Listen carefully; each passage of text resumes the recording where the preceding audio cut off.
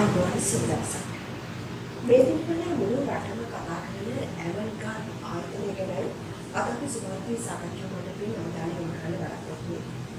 Avant Garde ආයතනයේ සභාපති major Visakha සේනාධිපති මහත්මයාගේ පිරිසට අපි පැමිණියා අද සුභාර්ථී වෙන්නේ. විශේෂයෙන්ම ඇවන්ගාඩ් ආයතනයේ ආරම්භයේ ඉඳලා වර්තමානයේ දේශපාලන පරිගණක පිළිබඳ ජනාධිපති විමර්ශන කොමිෂන් සභාවක් එතුමන්ලා ගමන් මඟ පිළිබඳව අද අපි කතා කරන්න බලාපොරොත්තු වෙනවා. එතුමන්ගේ නිවසේ සිට. ආයුබෝවන් එතුමන්ලා.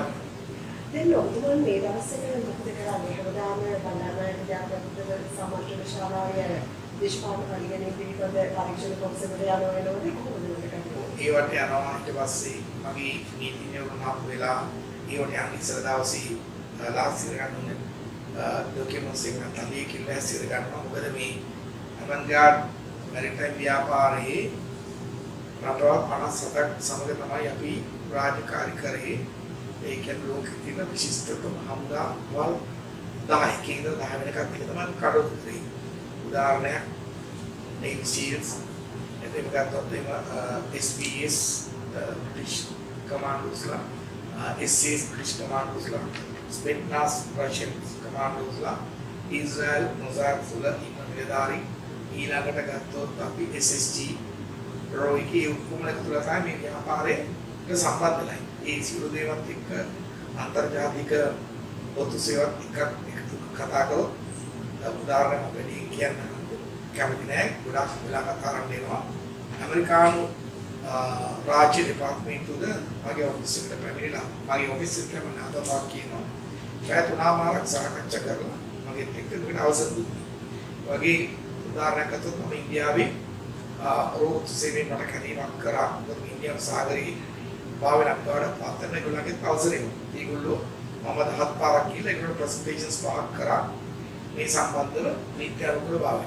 ඒගොල්ලෝ අනුමත කරපුවා තමයි මට පටන් ගන්න පුළුවන් උනේ සහ බ්‍රිතාන්‍ය පාර්ලිමේන්තුවෙන් අවන්ගාඩ් මැරිටයිම් ආයතනයට මම ව්‍යාපාරේ ෆ්ලෝටිං ආමරයක ඔතොරයිස් කරනවා කියලා ඒ පාර්ලිමේන්තු එකේ තියෙන ඒ ගැසට් කියන්නේ ගැසට් එකේ සඳහන් කරලා තියෙනවා. බලන්න ලේඛිතව.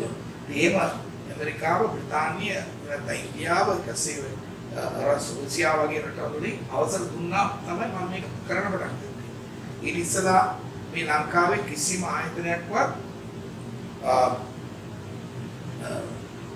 ඉන්දියානු සාගරයේ කිසිම ආයතනයක්වත් මේකේ ඉන්දියානු කලාවේ කිසිම ආයතනයක් මේක කරලා තිබුණේ නැහැ. ඉතින් මේකේ තියෙන ඔබ මේ වගේ ලිපි ගොනු 45000කට එනවා. 20 ෆුට් කන්ටේනර් අඩි 20 කන්ටේනර් තුනක මේ ඩොකියුමන්ට්ස් තියෙනවා. ඉතින් ඒක හදන්න නිලධාරි 135ක් අද්මිරාල්වරු නාවික හමුදාපතිවරු අපේ රටේ 3 දෙනෙක් පිටරටවල නාවික හමුදාපතිවරු දෙන්නෙක් රාජකීය උමාන් නාවික හමුදා සහ ඉන්දියානු නාවික හමුදාවේ සහ චීෆ් ඔෆ් ඩිෆෙන්ස් ත්‍රිවිධ හමුදාපතිවරු දෙන්නෙක් මේ අපේ ආයතනයේ සිටිනවා. මේ ආයතනයේ තමයි මේ අර JVP නඩයයි කියන අමතිවරුයි විනාශ කරලා දැම්මේ. ඉතින් ඒකට උත්තර දෙන්න යන්න මේ 7 දෙනෙක් මට තනියෙන් ගියවිද තුනා. තව නිකිනුකි බොහොම ගාණක් ඉන්නවා. ඉතින් ඒවට යනකොට මගේ නීතිඥ මම වෙලා ඒ වගේ සාක්ෂි මම කියන දේ මම ඔප්පු කරන්න ඕන 100%ක්. ඒක එක දශමයක් මගේ කියන දෙයක් වැරදි වෙන්න බෑ. ඒක ලේසි පාසු කාර්යයක් නෙමෙයි. මම මේ ෆයිල් ටික අරගෙන හැමදාම පැය 5ක් ස්ටඩි කරනවා ප්‍රෙසිඩන්ට්ස් කමිෂන් එකට. ඒක විතරයි මට දැන් තියෙන්නේ මගේ වෙච්ච අපරාධයක් අපිට වෙච්ච පාඩුව දැනුනේ. මම දැක්ක අද සමාජ මාධ්‍ය ආරම්භ මෙන්න මෙහෙම ප්‍රත්‍ය පාරවලා තිබෙනවා. ලක්දිව ඉඳලා රතුපුර දක්වා විතරක් නෙමෙයි සත්සමුදු වෙහින සමුද්‍ර ආරක්ෂාව බාර ගැනීමට ශක්තියක් වූ ඇවන්ගාඩ් ආයතනය වසර 5ක් ඉහළලා. මේ නිහඬ වෙච්ච වසර 5 ගැන අපි කතා කරමු තුමයි. ඊට පස්සේ අපි ඇවන්ගාඩ් ආයතනයේ ආරම්භය ගැන කතා කරමු. ඔබතුමන් විවිධ හමුදාවේ නියෝජිතවලින් නිලධාරී කොහොමද මේ මෙතන ඇවන්ගාඩ් ආයතනයේ පටන් ගත්තේ ආරම්භය ගැන අපි කතා කරමු. මම යුදා උදාට 1935 ලැබිලා ඒකෙන් අපේ පළවෙනි පොමුදිවේ පාකිස්තාන වල මම ඒ ටිකේට වුණා අවුරුදු කාලය තුන. ඊට පස්සේ පළවෙනි වතාවට කමාන්ඩර් මේන් තුනේ ඒගොල්ලෝ ඩිරෙක්ට් එන්ලිස්ට් එකක් පිටි හමුදා නිලධාරී බදවා ගැනීම කණ්ඩයක් ඉතිහාස ප්‍රථම කර ස්ටාර්ට් කරේ ඉස්සෙල්ලා කමාන්ඩ් රෙජිමෙන්ට් එකේ බඳව ගත්තේ එක් රෙජිමෙන්ට් වලින්. ඒක තමයි පළවෙනි අවස්ථාව. මේ පළවෙනි අවස්ථාවේ හොඳම නිලධාරීන් තෝරා ගැනීම සඳහා මුළු කමාන්ඩ් රෙජිමෙන්ට් වල සියලුම නිලයන් සාස්ත්‍රදානොත් පාල නිලධාරීනොත් ඒගොල්ලෝ මෙතන කියලා විශේෂ පුහුණුවක් තිබ්බා. මගේ කෝස් එක ඇත්තටම කෝස් බිෆෝර් කියලා නැත්තම් පාඨමාලා ප්‍රථම පාඨමාලාව කියන එකේ ඉන්න පටන් ගත්තා. හරියටම අවුරුදු එකමාරක් කමාන්ඩ් රෙජිමෙන්ට්ිය මම පුහුණුවා. මම හිතන්නේ කමාන්ඩ් රෙජිමෙන්ට්ියේ එකම වෙච්ච පුහුණු කණ්ඩායම තමයි අවුරුදු එකමාරක් අපේ කණ්ඩායම. අනිත් හැම කණ්ඩායම මාස 5න් විසිරුලා මාසයක් බේසික් කෝස් මාස 4ක් ඇඩ්වාන්ස් කෝස්. අපි ඇඩ්වාන්ස් කෝස් දෙකක් කරා. කෝස් බිෆෝර් කියලා තව එකක් කරා. ඊට පස්සේ ප්‍රිලිමිනරි කෝස් එකක් අවුරුදු එකමාරක් පුහුණු කරා. ඒකේ නිලධාරීන් 21ක් හිටියා. සෙස්මිලෙන් 472ක් හිටියා. නිලධාරීන් 21 දෙනාගෙන් පාස් වුණ එකම නිලධාරියා මම. ඒ ඉන්ටේක් එකේ ඊළඟට සෙස්මිලෙන් 470කින් 41 දෙනෙක් පාස් වුණා. ඒ පුතුමින් හිතා ගන්න පුළුවන් ඒ වගේ අමාරු මේකක් කියලා කෝස් එක. පස්සේ එතන තමයි මගේ ජීවිතයක් පොත තිබුණේ. ඔය කොයිද කාලේ 1986 කාලේ. ඒ කාලේ කමාන්ඩ් රෙජිමෙන්ට්ුවේ මම ඉගෙන ගත්තා මිනිහෙකුගේ ජීවිතයක් පරිපූර්ණ වෙන්නේ කෙසේද කියලා. උදාහරණයක් මේක උගන්වනවා අප්‍රතිය ධෛර්යය. ඊපස්සේ ඊළඟට කොහොමද සිංහල සමහර විශේෂ වචන නැහැ. ඔබනේ කෙසේවත් 100ක් විදිහට ඒ කියන්නේ 100න් 1.0ක් අරගෙන ඉන්නේ දාමතා කමාන්ඩ් රෙජිමෙන්ට්ුවේ විනය. මොකද උදාහරණයක් අපි ගත්තොත් අනිත් රෙජිමෙන්ට් වල සේෆ්ටි කියලා කියන්නේ අවියාවික ඕනෑම රටක සොල්දාදුවෙක්ගේ සේෆ්ටි කියලා කියන්නේ වතුරමක් කියන්නේ මේ චේම්බර් එකට කවලා සේෆ්ටි කවුන්ට් කරලා තියෙනවා. නමුත් අපේ සේෆ්ටි එක කියලා ඉන්න කමාන්ඩෝස්ලාගේ වතුරම චේම්බර් එකේ සේෆ්ටි එක නැහැ. ඒක තමයි අපේ සේෆ්ටි එක. සේෆ්ටි එක දාන එක නෙමෙයි. ඒකින්ද එකේ තප්පරයක් ඇඟිල්ල ගෑවුනොත් කවුරු එක්කෙනෙක් මැරෙනවා. ඒකින් බරපතල හානි වෙන බැගින් අපේ සේෆ්ටි එක අපිට තියෙන්නේ අවියකින් ඒ ත්‍රස්තවාදී නැති කිරීමට ඇත්තටම කමාන්ඩ් රෙජිමෙන්ට් පුහුණු කරලා තියෙන්නේ ගුවන් යානක් පැහැරගත්තොත් ඒක බේරගන්න නැවක් පැහැරගත්තොත් බේරගන්න ප්‍රාණාපකාරී පැහැරගත්තොත් බේරගන්න අපිට තියෙන්නේ මේ වෙලි තියෙන අවස්ථාවකින් බේරගන්න තප්පරෙන් 9 එකක පංගුවක් සහ ඒ ටාගට් එකේ ලයිව් ටාගට් එකයි ත්‍රස්තවාදී අතර කියන්නේ ප්‍රාණාපකාරී ත්‍රස්තවාදී කියන ඩිස්ටන්ස් එක සමහරට අඟල් කාලක් වැඩි වුණොත් අඟල් භාගයක් වෙනවා. ඔහු සාමාන්‍ය ත්‍රස්තවාදියා ප්‍රාණකපල කාවෙන තමයි ඒ කර්තව්‍ය කරතොට අපිට තියෙන්නේ අඟලක විතර එකක් තමයි වතොම වෙලි තියන්න තප්පර භාගයක් විතර කාලෙකින්. ඒකින්ද සේෆ්ටි දදා වෙපන් කොක් කර ඉන්න වෙනවන්නේ. ද විනය කියන දේ 120ක් තියෙන කමාන්ඩෝ නිලධාරියෙකුට. දෙක තමයි ඒක තමයි හික්මීම සහ ශික්ෂණ කියලා කියන්නේ. ඊළඟට ගත්තොත් අපි එතනින් අපි අත්පොත තියාගත්තා. මොකද හේතුව ජීවිතයක් ඒ කියන්නේ මිනිස්සුගේ ජීවිතේ කළ හැකි දේවල් මොනවද කර නොහැකි දේවල් මොනවද කියලා ඒක උගන්වනවා. ඉතින් අපේ මෝටෝ එක තමයි නොහැක්කක් නොමැති. ඒ ඕනෑම දෙයක් තමයි හිතයක් නම් කළ හැකි යන බව. කමාන්ඩ් රෙජිමෙන්ට් සමාන මගේ දිහා බලපුවා මේ මම එච්චර සුමාන නිලධාරියෙක් නෙමෙයි. කෙසේද කමාන්ඩ් රෙජිමෙන්ට් ගන්න කියලා. කමාන්ඩ් තුන ගන්නේ ඇඟ තියෙන කට්ටිය නෙමෙයි. එතනට ගත්තේ මම කියන්නේ මට මොකද තියෙන කියලා. ලේ තියෙන කට්ටිය පමණයි. ඒ කියන්නේ හදිසි අවස්ථාවකදී තීරණයක් ගැනීමේ තත්පරකින් ඇති හැකියාව. ඒ කියන්නේ ඒ තත්පරය තුළට ජීවිත සීගානක් නැති වෙන පුළුවන් තමන් බේරෙන්න පුළුවන් ඒ සීගානක් එක්ක. ඉතින් ඒ වගේ තීක්ෂණ බුද්ධියක් තියෙන ඕන නිලධාරියෙක්. ඒකින්ද එතනදී කියලා දෙන දේවල් ගොඩාක් තියෙන පාඩම්වල අප්‍රත්‍ය ධෛර්යය, කැපකිරීම, විනය, ශික්ෂණය, ඊළඟට නායකත්වයේ වගේ පුහුණු ගොඩක් වන්න. ඒකයි මම කිව්වේ. මගේ පුහුණුව අවුරුදු දෙකමාරක්. ඊට පස්සේ තමයි කමාන්ඩ් රෙජිමෙන්ට්ේ කිරාන්විත් එකට අපි යොමු කරන්නේ. කිසිම දවසක කමාන්ඩ් නිලධාරී මොනම අධිසිද්ධ තත්ත්වයකදී වුවත් පුහුණු නොවෙච්ච නිලධාරී භාවිත පුහුණු වෙච්ච නිලධාරී කිසිම අවස්ථාවක යුද භූමියට යවන්නේ නැත.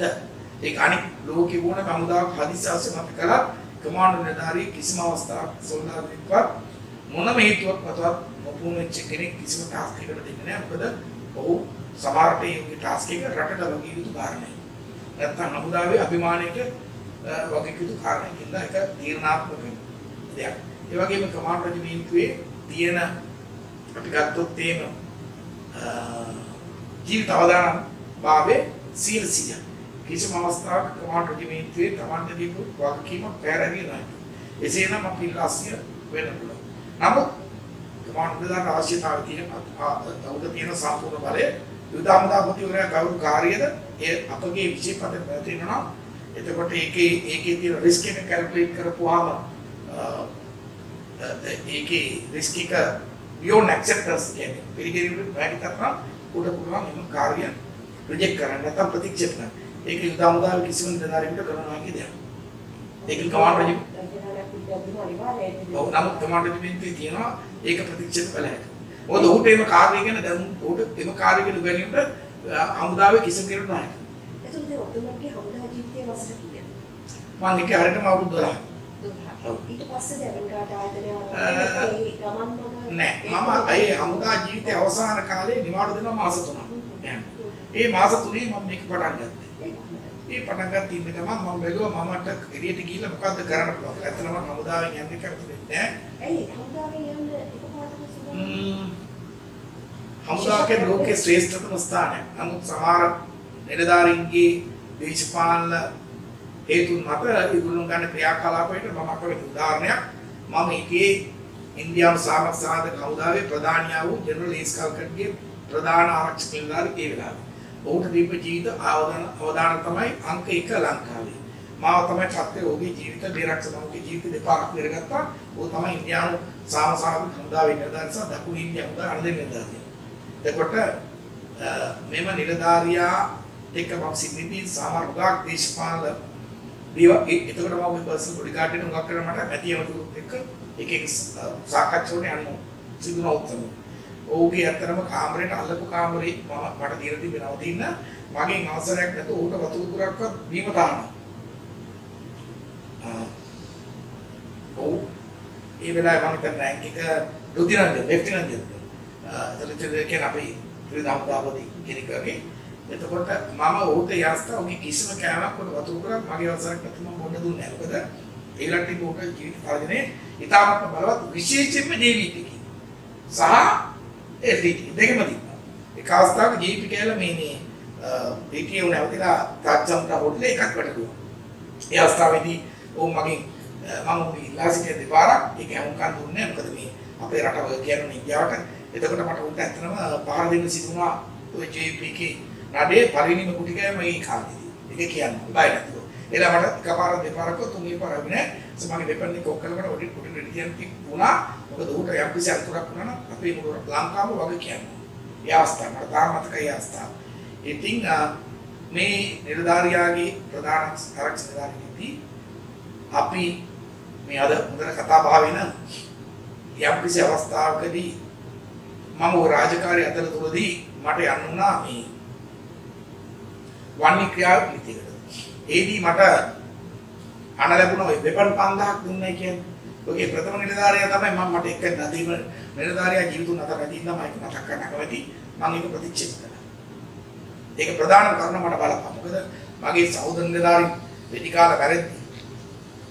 ඔවුන්ට සතුරාට අභියෝග ලබා දෙනවා කියන්නේ එවැනි නියනකමක් ලෝකේ කිසිම හමුදාවක් රජයක් කරලා නැහැ. ඒකේ අවස්ථාවේ වුණා. මම ඒක ප්‍රතික්ෂේප කරා. ඒකට හුඟක් වෙලාවට මට උසස්සින් මට ලැබුණා. නමුත් මගේ හුඟක් පාඨමාලාවට ඒක ප්‍රධාන බලපෑමක් වුණා මම වරින් නැති වෙන්නේ. ඒ නිලධාරියා මගෙත් එක්ක පුදුම තරහක් තිබුණේ සමහරවිට ඒක මගේ ජීවිතේ ප්‍රශ්නයක් වෙනවා. මම එළියේදී ඒක ප්‍රකාශ කරනවා. ඊටසේ තවත් නිලධාරියෙක් ඔය රාජකාරී බාරගත්තා. උටේ දී කිරීමට අන්තිමට මම දන්නට උවත් ඝාතනය කිරීමට තරම ලකුණු රටිනුත් පැනලා ගියා. මම කැමති නැහැ ඒක වැඩි කතා මොකද කරලා ඒවා යුද හමුදාරහස්. හොඳයි. ඊට පස්සේ කොහොමද දැන් ඇමරිකාවට ආයතන වෙන්නේ?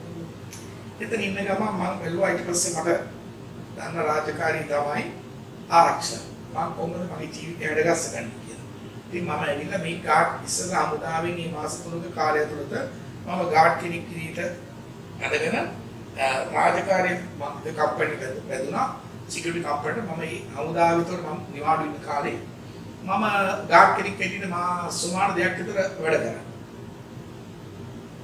ඒ කරපු හේතුව තමයි ඒ ගාඩ් කෙනෙක් වැඩ කරද්දී මොන වගේ අත්දැකීමක්ද ලැබෙන්නේ මොන වගේ දේවල්වල ප්‍රශ්නවලද මුහුණ දෙන්නේ මේ ප්‍රශ්න මගහරවා ගන්න කේසෙත් මොකද කමාන්ඩ් රෙජිමෙන්තුවේ හැම දෙයක්ම ප්‍රායෝගිකව ඉගෙන ගන්න කියලා තියෙනවා ඕනෑම ක්‍රියාන්විතයක් කිරීමට පෙර සහ තමන් යම් කිසි දෙයක් කිරීමට පෙර මම ගාඩ් කෙනෙක් හිටින මාස දෙකක් වැඩ කරලා නැසොත් සුමාන දෙයක් වැඩ කරලා ඒකේ වැරදි ඔක්කොම ලියන ඒ වැරදි මගේ ආර්ථිකය නොවෙන්න මම කඩලු කරනවා. එතන තමයි මම පටන් ගත්තේ. එතකොට සාමාන්‍ය ව්‍යාපාරයක් කරේ ඔය වගේ දෙයක් පටන් ගන්නකොට මුදල් අවශ්‍යයි. මොකද ඒ මුදල් තිබුණේ හමුදාවෙන් යනකොට මම කියලා තියෙන්නේ බිස්නස් ටුඩේ මැගසින් එකේ 1980 නෑ 1998 නැත්නම් 2000 විතර මගේ අතේ තිබුණේ එකතුලා රුපියල් 12ක් පමණ මුදල්. මගේ සන්තකේ තිබුණේ. මම ඒ වෙලාවේ මගේ මවගෙන් සහයෝගයක් කියලා සිටියා. ඒ වෙලාවේ මගේ අතේ තිබුණා සරියක් $20ක්. ඒ සල්ලි අතර ඇගේ කන කරත් උගස් තියෙනවා මට. ඊට පස්සේ අතර මගේ ඉදෙමි තිබ්බා මේ අපේ ගෙදර කොස්කාස් වගේක් තිබ්බා මම ඒකත් කැපුවා. ඒකත් කපලා උගස් තියලා තමයි මේ ව්‍යාපාර පටන් ගත්තා. අර උගක් කට් යනවනේ. මම දැක්ක අර්ජුන රත්නපාදන හමුදාවට මිනිහ කොහොමද කෝටිපතියෙක් වුනේ කියලා. ඒ කියන්නේ හමුදාව නේද කෝටිපතියෙක් වෙන්න බෑ කිව්වා. ඉතින් ඊට වඩා මම කියන්න කැමති අන්නේ තමයි මම ඉස්සෙල්ලා සල්ලි අම්ප කරලා ඒ ගෙදර කොස්කාස් ටික කපලා මගේ මවගේ කන කර ආවන උගස් කියලා තමයි මේ අතේ නඩ විලක් කරේ තවත් නිලධාරි කෙනෙක් මගෙත් එක මේක පටන්දී මේ කියනවා කියලා. ඔව් මම හිතන ඌගේ මවගේ කන කර උගස් තියලා ඌගේ කාර් එකක් තිබ්බ ඒකත් අපි පොත කඩේ තියලා ඒකෙන් ගත්ත මුදල් අපි දෙන්න එකතු වෙලා දාලා පටන් ගත්තා. තවසෝ මාසයකින් ණය වුණා ඒක සම්බන්ධ එකතු කරගෙන ආවා. කොහොමද දිනෙන් දින දින වෙන පටන් ගත්තද මේව අපි ගාව තියෙන අප්‍රත්‍යර්ථ කැපකිරීම කියන දේ. ඒ උදාහරණයක් ගාඩ් කිරීම නැතුනොත් අපි යුනිෆෝම් එකකට අපි තමයි ගාඩ් දිනුවක් වෙලා. ඒක කී දෙනෙක් කියන්නේ? එතකොට මට ගාඩ්ලා 4 දෙනෙක් මම පටන් ගත්තා. ඔව් ඊට පස්සේ ඉතින් උගාක් වෙලාට අපුනේ මේ පාතාලෙත් එක්ක හැප්පෙන්න උනවක් වෙලා මට. ඒ කියන්නේ මේ කප්පන් වෙන්නේ ඒ කාලෙත් තිබුණා. ඒ අපි බය වුණේ නැහැ කමාන්ඩෝස්ලා. ඒ වගේ මට මතකයි වෙයියා නම් කියන අවශ්‍ය නැහැ බොහොම ලොකු පාතාලෙ මිනිස්සු. ඒගොල්ලොත් එක්ක අපි හැප්පුණා. එක මතකයි කළා මතකයි එක ගෙදරක මේ කොහොමද ඉතිපාවේ අද මේ අර කසිප්පෝගේ පෙරලා මේ කෝටිපතිගෙනගේ ගෙදර තමයි මිල කසිප්පෝ ගන්න. ඒ විතර කර ගියා ගන්න දෙයක් නෑ. ඉතින් අපිට ওই සිකියුරිටි කාම් වුණාම අපි කියන කසිප්පුට ගෙනදා 356 එකක් අරගෙන ආවා අපිත් එක්ක. ඒලාවේ මගේ අතේ තිබුණ වෙපන් 9mm එකක්. ඒක මම මේ අවස්ථාවේදී අපිත් ඒ වෙපන් එක රෙඩි කරලා ඔයගොල්ලෝට දීපා. ඒ වගේ බොහොම ජීවිත තරදරාත්මක වුණා. ඊට පස්සේ උන් අපිට ওই තුනේ කතාවත් අපි වැඩි කරයි කියලා. නමුත් උන් දැනගත්තා අපි කමාන්ඩෝස් කියලා වාතින මම මතකයි එක අවස්ථාවක පිරිසිං එකේ තිබ්බා බොරල්ලේ මේ ඒගොල්ලන්ගේ රෙස්ටෝරන්ට් එකක් තිබ්බා. උතන ඩ්‍රග්ස් තුනම. අපි ඕක නවත්තන්න කොහොමද මතන්නේ නැහැ. දැන් ඕල්කට්ද කවුද කියලා. වනාත මොකද අපි දන්නේ ඕල්කට් කියන්නේ කවුද කියලා. අපිට ඔය පාරට මේක හරි කරදරයක් වුණා. ඊට පස්සේ මමයි මේ නිලධාරියයි මේ ජයපයි පයින් ගියා වනාත මොකද. මම දැන් ලංකාවේ කවුද කියලා නැත්නම් අපි කියලා ගෙදරට ගිහලා කවුද ඕල්කට් කියලා කියනවා. ඒ මිනිස්සු තමයි අපි දන්නේ නැහැ මේ අඬවල මොනවද කියන එක අපිට අදාළ නැහැ. ඒ දවස්වල නිලධාරිය ඔව් වාට්ටි කෙනෙක් අපි දෙන්න ගිහිල්ලා කවුද එන්නේ කියනවා ඉතින්. ඊට පස්සේ ඉන්දුසු අපිට යනකොට කොකාකෝලා කොපොන් තුනකට තාමද ඉතින් කොස්සර මේ වනාත මොනට ජීවිතේට මේ ට්‍රික් කරලා ඉන්න නැහැ කවුරුක්වත්. ඔබතුමා ආපු එක ගැන අපි සතුටු වෙනවා. සමාවෙන්න අපිට වැරදක් වුණා නම් ආය අපිට ඩ්‍රග්ස් කරන්නේ කියලා මම කියනවා. එම්සු ඊට පස්සේ ආවෙ නැහැ කරනවා. අපි වනාත වලට ගිහිල්ලා ට්‍රික් කරනවා. ඔව් ඉතින් ඔබතුමාලගේ පළවෙනි පිළිවෙල ඊට පස්සේ ඔය වගේ තමයි උගාක් දෙනවා. කප්පන් ගෙනින් තමයි වැඩි හරියක්. ඒවට අපි ගෙනින්න බෑලා අපි විසින්ම මොන දුන්නා. ඉතින් එතකොට උගක් දෙනා දැනගත්තා ඒ කප්පන් ගන්න ක්‍රියාවේදී අපිට ඊට සුදා බිස්සාව මේ වනමත් ගන්න. ප්‍රභූවරුන්. ඔව්. ඉතින් ඒ වගේ අවස්ථාවකට කියනවා අපේ නමක් ඇදුනා මාස 6ක් විතර ඇතුළත. මොකද අඬවලත් එක එතකොට මගේ ගාවිය කමාන්ඩෝස්ලා 20ක් හොඳම කමාන්ඩෝස්ලා. කමාන්ඩෝස්ලා තමයි ගාවිය. ඒ 20 ඕන දෙකට ලෑස්ති. ඒ වගේ අපිට වෙඩි තියලා තියෙනවා මට ග්‍රනේඩ් කාලා තියෙනවා මගේ මිනිස්සු මරලා තියෙනවා ඊළඟට මට 3 පාරක් වෙඩි තියලා තියෙනවා මගේ නෝනා හැමලේ බුදුගත් හැම සුමානම කමාන්ඩෝ කැම්ප් එක ඇතුලේ මගේ බ්‍රදර් වෙඩි කමාන්ඩෝ එකේ මොකද මට ලයිට් එක තිබ්බේ ඒ වගේ බොහොම අමාරු කටයුතු දෙන්න මෙතන හැබැයි අපි ඔය පාතාලෙත් එක්ක ඒ කට්ටියත් එක්ක ඒ කාලයක් වුණා ඒ මිනිස්සුන්ට අපේ ගෞරවයක් තිබ්බා අපි කොහොම මේ වගේ වැඩ කරන්න බෑ හැබැයි මේ මිනිස්සු එක්කෙනෙක් විතර ඇරෙන්න කවුරක්වත් අපිත් එක්ක හැප්පෙන්න ආවේ නෑ. නාවල නියාල් ගෙදලා මං කියන්නේ පල්ලයට. ඔය කොහොමත් එක්කම අපි හැප්පලා තියෙනවා. ඔව් ඒ දැන් ලංකාවේදී ඊට පස්සේ කොහොමද ජාතියක් කරන්නේ? ඊට පස්සේ මම ආපුවම අපේ නම ලංකාව ඇදුනා. ඊට පස්සේ අපි ලොකු ආයතන අපිට ආරක්ෂක හම්බුණා. ඒගොල්ලෝ අපිව රෙකමන්ඩ් කරා. ඉතින් අපි නීත්‍යානුකූලව විදිහට වැඩ කරා. කිසිම අවස්ථාවක වැරද්දක් කරේ නෑ. වාචා කරේ නෑ. ඒගොල්ලෝ ට්‍රස්ට් එකක් අපි පාන්දර දෙකකට කියලා ප්‍රශ්න විසඳලා දෙනවා. දැන් සමහර වෙලාවට අපි අපේ ජීවිතයේ කියනවා අපි ස්වර්ණ අවස්ථාවන් පරිදි කරනවා කියලා. ඒ ඔබේ ව්‍යාපාරයට ඒ වගේ කාලයක් ආව දෙන්න එන්න ටික ටික දියුණු වෙනකොට සේවාධිපතිවරට. කොයි වගේද මායිකේ දැන් අපි සාමාන්‍යයෙන් අපේ ජීවිතවල තියෙන බොහොම සුන්දර කාල සීමාව, ස්වර්ණමය කාල සීමාවල කියලා අපි සමහර දේවල් දිහා අපහු බලනකොට කියන්නේ දැන් ඔබේ ව්‍යාපාරයට දිනෙන් දින දිනු වෙනකොට හොඳ තත්ත්වයන් ලැබුණා කියන රාජ්‍ය අනුග්‍රහය හෝ නැත්නම් තවත් අයගේ අතහිත ලැබෙන්න ආරම් ඔය වගේ කාල සීමාවල් තිබුණාද? නෑ මේමයි මම කිසිම රාජ්‍ය අනුග්‍රහයකින් ව්‍යාපාර කරන්න මේ පෞද්ගලික ව්‍යාපාර ටෙන්ඩරයක් දැම්මොත් තමයි හම්බෙන්නේ. ඒතොර ඒ ටෙන්ඩර් දාන්න අපේ තිබ්බ රෙකග්නිෂන් එක තියෙනවා මාගාවේ තියෙන 99% කමාන්ඩෝස්ලා ස්පෙෂල් ෆෝර්ස්ලා දයිටි. ඒතොර ඒගොල්ලෝ විශේෂ හමුදාවල නිලධාරීන්. එතකොට ඒකින්ද අපිට තිබ්බ පිළිගැනීම විශාල. මොකද ලංකාවේ ගොඩක් කියලා දාමනික කම් වුණා. එතකොට මේ ව්‍යාපාරයෙන් තර්ජන තිබ්බා. මම හිතන්නේ මගේ පර්සනල් බොඩිගාඩ්ස්ලා හිටියේ more about 200ක් විතර. ඒ උන්ගෙන් අපි සාමාන්‍යයෙන් පර්සනල් බොඩිගාඩ් කෙනෙක් දෙන්නේ ඒ කාලේ ගාඩ්ලා දෙන්නයි වෙපන් එකක් එක මත ලක්ෂ 7-4කට මාසෙකට. ඔව් මාසෙකට. ඒ වගේ මගේ තිබ්බා 30ක් 40. මේ ව්‍යාපාර බොහොම තර්ජන තිබ්බා ඒ දවස්වල. ඒ කාලවල. ඉතින් ඔය කප්පන් ගෙනින් මත දැන් නම් එයා මොකද කියලා තියෙන්නේ අන්තිම නඩු කළා අපේ ස්තුතිවන්ත වෙන කර ජනාධිපතිතුමාට ඒ කාලේ ඉතින් අපිට බොහොම මුදල් ලැබුණා ඒ වගේ මේ ප්‍රභු ව්‍යාපාරිකයන් උන් අපගෙන බොහොම විශ්වාසයක් තිබුණා උන්ගේ ආස්ථාවක ගෙදරක අත්සීදී අපි කියමුකෝ බලපැටියක් අසනකොට ඒගොල්ලෝ අපිට කතා නිශ්චය මගේ ડોක්ටර් සම්මේදී අපි තමයි ડોක්ටර් කාට අරගෙන ඒවත් කරනවා අපි ඒකට කියනවා වැලියු ඇඩඩ් සර්විසස් සමහරවිට මට මතකයි එක අවස්ථාවේදී එක වැදගත් නිලධාරියෙකුට කියන්නේ ප්‍රභු නිලධාරියෙක් එක ආයතනයක CEO කෙනෙක් ලොකු ඇඟලුම් කරලා එක බ්‍රැන්ඩෙක්ස් හරි මාස් ගෲප් එකේ උන්ට යම්කිසි ප්‍රශ්නයක් වුණාම අයිතර එක ළමයාව ගෙදරට ගිහින් මතර ඌරට හිටියේ උගේ බිරිඳට ඒ අවස්ථාව එක්ක කරගන්න බැරි වුණා. අපිට කතර අපි හොඳ වාහනයක් කරලා ඒ ළමයා පිට කරලා අපි ඉස්කෝලේ ගෙදරට ගිහලා බැස්සුවා. ඉතින් ඒ වගේ හදිසියේ මොකක් හරි ෆැමිලි එකේ ප්‍රශ්නයක් වුණත් අපි තමයි යන්නේ. ඉතින් ඒක අනිත් සිකියුරිටි කම්පනීස් කරේ නෑ. ඒක මං වැලියු ඇඩඩ් කියලා. ඒකින්ද අපි කියන්නේ ඒගොල්ලෝ අදටත් ඒ කම්පැනි මම හිතන්නේ මම මාස් ගෲප් එකේ අදට අවුරුදු 20ක් කටයුතු කරනවා. ඩයලොග් ආයතනයේ අවුරුදු 20ක් අපි රාජකාරී කරනවා. ඒගොල්ලෝ අපිව ටෙන්ඩරේ හලන්නේ නැහැ. හේතුව අපේ උදාහරණයක් සර්විස් එක නැත්නම් අපි දෙන සර්විස් එක තවත් ආයතනයකට ලබා ගන්න බෑ. පැය 24 අපි මට මතක එකපාරක් මම පිටරට ඉද්දි ඩයලොග් ආයතනයේ ඉංජිනේරුවරයෙක් ගංගාතුරට අහුවෙලා යන්න ඉන්න බැරුව ගංගාතුර ගෙදරට ගලනවා. මට කතා කරා පාන්දර 3ට විතර.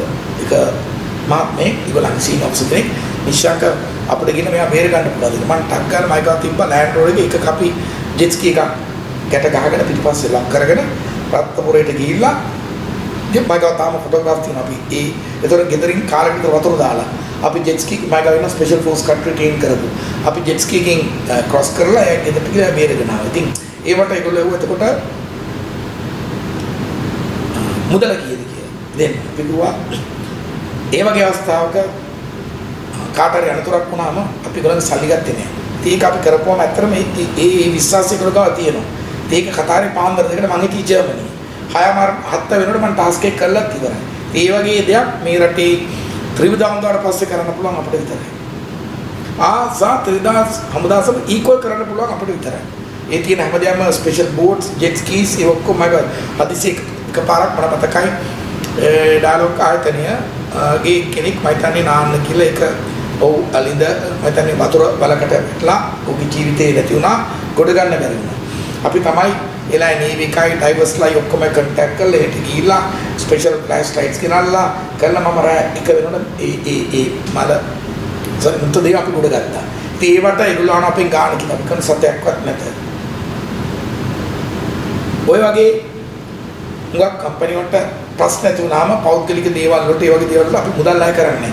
ඒ විශ්වාසය අදත් ඒගොල්ලොත් එක්ක තියෙනවා. ඒ කියන්නේ එහෙම ව්‍යාපාරයක් කරගෙන යනකොට ඒ වගේ දේවලුත් අවශ්‍යයි. ඒක අනිත් කට්ටිය නම් කරන්නේ නමුත් මම ව්‍යාපාරේ ඥානය ගැන යොදවලා වැලිබඩ අපි විතරයි අදලත් කරන්නේ. ඒක උපාය මාර්ගයක්. හොඳයි. උදාහරණයක් සමහරට ඒගොල්ලන්ගේ ගෙදරට එයාගේ නෝනට අසනීප වුණොත් එහෙම අපි තමයි ડોක්ටර් කෙනෙක් කරලා ඒගොල්ලෝට අපොයින්ට්මන්ට් එකක් කරන් දීලා එතන ටැක් කරන් ගිහිලා බේත් තරන් දීලා අපි ගෙදරට අපේ මුදල් අය කරන්නේ නැහැ. ඊළඟට මට මතකයි එක්කෙනෙක් මම කියන එක උදාහරණයක් එක නිලධාරියෙක් මට බොහොම ඒ කියන්නේ එතන ඒක ඩිරෙක්ටර් පෝස්ට් එකක් නකෝ එයාගේ නෝනාට මම හිතන්නේ එයාගේ උපන්දිනේ. ඉතින් මට රෑ 8ට කතා කරලා කිව්වා මම දෙරිකෙන් ලැබ්‍රඩෝග් ඩොග් කෙනෙක් ඕනේ කියලා. මම එතකොට නුවරඑළිය මම ඔයාලා බලපුවාම කමාන්ඩ් රෙජිමෙන්ට් එහෙම කෙනෙක් කෙනා නුවරඑළිය රෑ 8යි. රෑ 10ට අපි ගෙදර එතන නුවරින් ඉන්න මගේ මැනේජර්ලා මම මේ බල්ලව සල්ලි දීලා අරගෙන උදේ 6ට ගෙදර තියලා තිබ්බා. ඒක කරලා මම දැන් අවුරුදු 7-8ක් ඇති. ඉතින් ඒගොල්ලෝ ඒ දේ අමතක කරන්නේ වෙනදී. ඉතින් සමහරට ඒක වීලුවක් වෙන්න පුළුවන් කට්ටියකට. මම වගේ කෙනෙක් ඇයි වගේ දෙයක් කරන්නේ කියලා. ඊළඟ දේ තමයි උගක් කට්ටියගේ මේ මහත්ත්වකමක් තියෙන සමහරට දැන් මමත් මගේ කම්පැනි එකේ සභාපති. මොකද මම මේක කරනවා මට ඩිසීනි කට්ටියට නැත්තම් ව්‍යාපාරවල ප්‍රධානිට මම සර්කල් කතා කරනවා. සමහර ඒගොල්ලෝ කියනවා නෑ නිශ්චයක්වත් චාම කෙනෙක් අපිට කතා කරනවා නෑ ඒක අපි රෙස්පෙක්ට් කරනවා. ඉතින් ඒගොල්ලන්ගේ රහස්‍ය භාව. එතකොට ඊළඟට හදිස්සියක් වුණොත් උදව් කරන එක. ඊළඟට ඒ උදව් කරන අවස්ථාවේදී අපි ඒගොල්ලන්ගේ මුදල් බලාපොරොත්තු වෙන්නේ නැහැ. මොකද මිනිහගේ හදිසි අවස්ථාවක් වුණාම මුදලට වැඩ කරන්න හොඳ නැහැ. ඉතින් ඒ වැලි වැඩ දෙන ශ්‍රී ලංකාවේ එකම ආයතන තමයි ඇවන්ගාඩ් ආරක්ෂක සේවය. කාටවත් නැහැ. දැන් විශේෂයෙන්ම සමුද්‍රයේ ආරක්ෂාව සම්බන්ධයෙන් ඔබතුමාගේ ආයතනයට ලොකු කීර්තියක් තිබුණා. රටේ විතරක් නෙමෙයි ජාත්‍යන්තර. සමුද්‍රයේ ආරක්ෂාව පිළිබඳ කටයුතු කරනකොට ඒක බොහොම බාරදෝර කාර්යයක් මට ඔබට උදව් කරා. විං කමාන්ඩ් සෙනරත් දිසානායක ඊළඟට කොමඩෝ සුධර්මන් දිසිල්ලා තමයි මට මේකේ මෝදගෙන උගන්නලා දුන්නේ විං කමාන්ඩ් සෙනරත් දිසානායක තමයි මයිත් එක්ක එකතුලා රිපෝට් එක දෙන්නේ. ඒ කාලේ 2008 වර්ෂයේදී අපි තමයි ලංකාවෙන් ඉස්සෙල්ලාම මම පොඩ්ඩක් කියන්න ඕන ඔබට සංකාරණක් තියෙනවා. මම දැක්ක අර නාවික හමුදාපති හිටපු වයිස් අද්මිරල් ට්‍රැවිස් සින්නయ్య මහතා මේ ළඟදී ඊයේ පෙරේද ටීවී කියනවා මේකක් මට බොහොම විතර කනගාටුයි එවැනි මහත්මයෙක් වගේ දෙයක් කරන ගැන ඕකවා මේක මේ නාවික හමුදාවට ආද්‍යයක් නාවික හමුදාවෙන් තමයි මේක කරේ නාවික හමුදාවෙන් අපි අරගත්තා මම දැක්ක එක්සත් ජාතීන්ගේ සංවිධානය ඒගොල්ලන්ගෙන් ඉල්ලා සිටියා මේ සෝමාලියට ඇවිල්ලා මේ මොකද්ද මේ ත්‍රස්තවාදීන් මුදු කොල්ලකාරු නඩපාත් කරවිලා ලෝකේ කිසිම රටක හමුදාවට එක්සත් ජාතීන්ගේ සංඝයෙන් එහෙම කතා කරන්නේ නැහැ. එහෙම කතා කරන්නත් බෑ. ඒක ජාත්‍යන්තර නීති උල්ලංඝනයක් කිව්වා. එහෙනම් ඒ වගේ සාවද්‍ය ප්‍රකාශන මම කනගාටු වෙනවා. වයිස් අද්මිරල් වරෙක් ඉගෙන කියවෙන්න. ඊළඟ දේ තමයි එතුමා හමුදාවට ඉන්න ඉස්සලා හිටියා අද්මිරල් දිසානායක අද්මිරල් ජයන්තපුර අද්මිරල් ඉලක්කකෝන් ඒ නාවික හමුදාවේ පළවෙනි 5 දෙනා සාකච්ඡා තියලා මං ඔවුන්ගේ නොදැනුවත්කමින් අතපසු වීමෙන් වෙච්ච වැරදි කියලා දුන්නා මේ OBST නැත්තම් maritime operation ගැන ඒගොල්ලෝ දීපු ලියුමේ තියෙනවා මම ඒක පෙන්නලා ඇති 10 පාරක් විතර the commander of the navy thanks Major Nishank Senadipati for enlightening him and his officers regarding the OBST operation කියලා. එතකොට ඒ ලියුම මම තැපල් කරලා ලෑස්ති කරන්න කිව්වා. ඒකේ තියෙනවා නාවික හමුදාන් නිලධාරීන් අතපසු වීමකින් නීති විරෝධී අවි එම මූලස්ථානයේ තිබුණා කියලා. ඊට අමතරව සමහර දූෂිත නිලධාරීන් කප්ප මුදල් ගත්තා කියලා. ඊළඟට ඒගොල්ලෝ මුහුද වෙන සමහර ක්‍රියාකාරීකම් දැනගෙන සිටියේ නැහැ කියලා. ඒකට මට ස්තුති කරලා තියෙනවා. මම ඊළියු පෞද්ගලික ඕස්ට්‍රේලියාවේ ඉන්නේ. යාට මට අරනම් වැදගත් හමුදාපතිවරයෙක් නම් වයිස් අද්මිරල්වරයෙක් නම් ඒකත් කියවුවන හරිය අපේ හමුදාවේ මෙහෙම ලියුමක් දීලා තියෙනවා කියලා මිනිස්සුන්ට බොරු නොකිය. එතකොට අමතක වෙච්ච දේක් තියෙනවා මම නාවික හමුදාවට ගරු කරනවා. මොකද මමත් හමුදාවේ නිලධාරියෙක් අපි ඔක්කොම එක යුනිෆෝම් අඳින්නේ. නමුත් සාවද්‍ය ප්‍රකාශ කරන්න එපා. එතකොට අමතක දීත්තේ තමයි මේක ඇවන්ගාඩ් එකේ ජොබ් එකනේ මේක නාවික හමුදාව. ඔයාලට අමතකුණා ඇවන්ගාඩ් එකේ ඉන්න පළවෙනි 25 දෙනාම නාවික හමුදාව කියලා. නාවික හමුදාවේ අද්මිරල් ලංකකෝන් අද්මිරල් දිසානායක අද්මිරල් ජයන්තපුර අද්මිරල් සඳගිරි ඊළඟට ගත්තම කොමඩෝ සුධර්මන් කොමඩෝ නන්දන දීපන්ගේ කැප්ටන් අයිල් කුලතුංග කැප්ටන් සංජය දානායක කොමඩෝ අනුරාරියන් ඒ වගේ මම කමාන්ඩ් නිලධාරී. නමුත් මගේ පළවෙනි 25 කම්පැනි වල නාවික හමුදා නිලධාරී. එතකොට ඒක අමතකුණා. ඉතින් එතුමා ඇත්තටම කිව්වොත් මේකට අවනම්බ කරේ මට නෙමෙයි එතුමාගේම සහෝදර නාවික හමුදා නිලධාරී මේක දන්නේ නැහැ කියලා. ඒගොල්ලෝ මේ රස්සාව දන්නේ නැහැ තමයි මම එළියට අරගෙන එලා මේක කෝඩිනේට් කරේ. මොකද නාවික හමුදාවකට අපේ ජාත්‍යන්තර මුහුදට ගිහිල්ලා සස්ත්‍රවාදීන්ට අර මුහුදුගොල්ල කරුන්ට එහෙම ගන්න මේකේ ජාත්‍යන්තර නීති උල්ලංඝනය. ඒකට රටකට උදව් වෙලා රටේ ජනාධිපතිවරයාගේ කැමැත්තෙන් අරපුවා මිසක් ඒකට තියෙනවා එක්සත් ජාතික සංගමේ පිටවපු ටාස්ක් ෆෝස් 151 ටාස්ක් ෆෝස් 150 කියලා කමාන්ඩ් දෙක. ඒ දෙකෙන් තමයි මේ කාර්යය බලන්නේ. නැතුව එතුමාට මේ මම දැක එක්සත් ජාතික සංවිධානය කතා කරලා හිටින්න කිව්වේ කියලා තියෙනවා. ත්‍රස්තවාදීන් එහෙම ලෝකේ කවුරුත් කතා කරන්නේ නැහැ. එහෙම කරන්න බෑ. ඒක නීති විරෝධී දෙයක්. එහෙම එක්සත් ජාතික සංවිධානය එක එකට කතා කරන්නේ නැහැ. හැබැයි මම එක්සත් ජාතීන්ගේ සංවිධානයට ගිහිල්ලා ඒගොල්ලෝ මාව හම්බෙලා මට ලියුම් වෙන මගේ නමට අස්සම් කරලා මගෙන් රික්වෙස්ට් කරපු දේවල් තියෙන උදව් කරන්න. ඊටසේ ඔතුමා නැහැ කියනවා නම් ඇමරිකානු 7 වෙනි නාවික බල හමුදාවත් සමග මගේ නවකට ප්‍රහාරයක් ලැබුණාම සස්වාදීන්ගේ මම උන්ට කතා කරලා උන් CEO කෙනෙක් කොප්ටස් එකක් එවලා ප්‍රොජෙක්ට් එකක් කරලා මගේ මිනිස්සු බේරගෙන තියෙනවා. ඉතින් එතුමා දන්නේ නැත්තම් ඒ ෆයිල් එකත් මම අරන් ලෑස්ති. මට ඒ ගැන දුක හිතෙනවා. එතුමා තමන්ගේ හමුදා නිලධාරීන්ට නාවික අවලංගු කරන්න සමච්චල ලක් කිරීම සම්බන්ධ. අවන්ගාඩ් එක කියන්නේ නාවික හමුදාවේ එක් කොටසක්. නාවික හමුදාව පෙන්ෂන් ගියාම මෙතනට එන්නේ. මේක නිස්සංක සේනාධිපති නෙමෙයි. කට්ටියට ප්‍රශ්නයක් වුණේ නිස්සංක සේනාධිපති අර අර්ජුන රණතුංග කිව්වා වගේ මහත්මයා කිව්වා වගේ හමුදාව ඊට පෙකෙක් කොහොමද කෝටිපතිෙක් වෙන්නේ කීක තමයි හුඟක් කටට ප්‍රශ්න තියෙන්නේ. මේක සේනාධිපති කොහොමද කැඩිලක් ජීප් එක යන්නේ කියලා හුඟක් කට්ටිය මම අහුවා. ඒ ගැන මම කනගාටු වෙනවා. ඒ වගේ මේ රටට අපි සේවයක් කරලා අපි කියන්නේ ඒව පහත් ඉදිරි හිතනෙක් ගැන. එච්චර. දැන් නාවික හමුදාව සතු ව්‍යාපාරයේ හිටපු ආරක්ෂක ලේකම් එවකට ගෝඨාභය රාජපක්ෂ ප්‍රතිතුමන් ගලවලා ඔබතුමන්ට දුන්න කෙන චෝදනාවක් තිබුණා. දැන් මම ලියුමක් ගැන කිව්වනේ.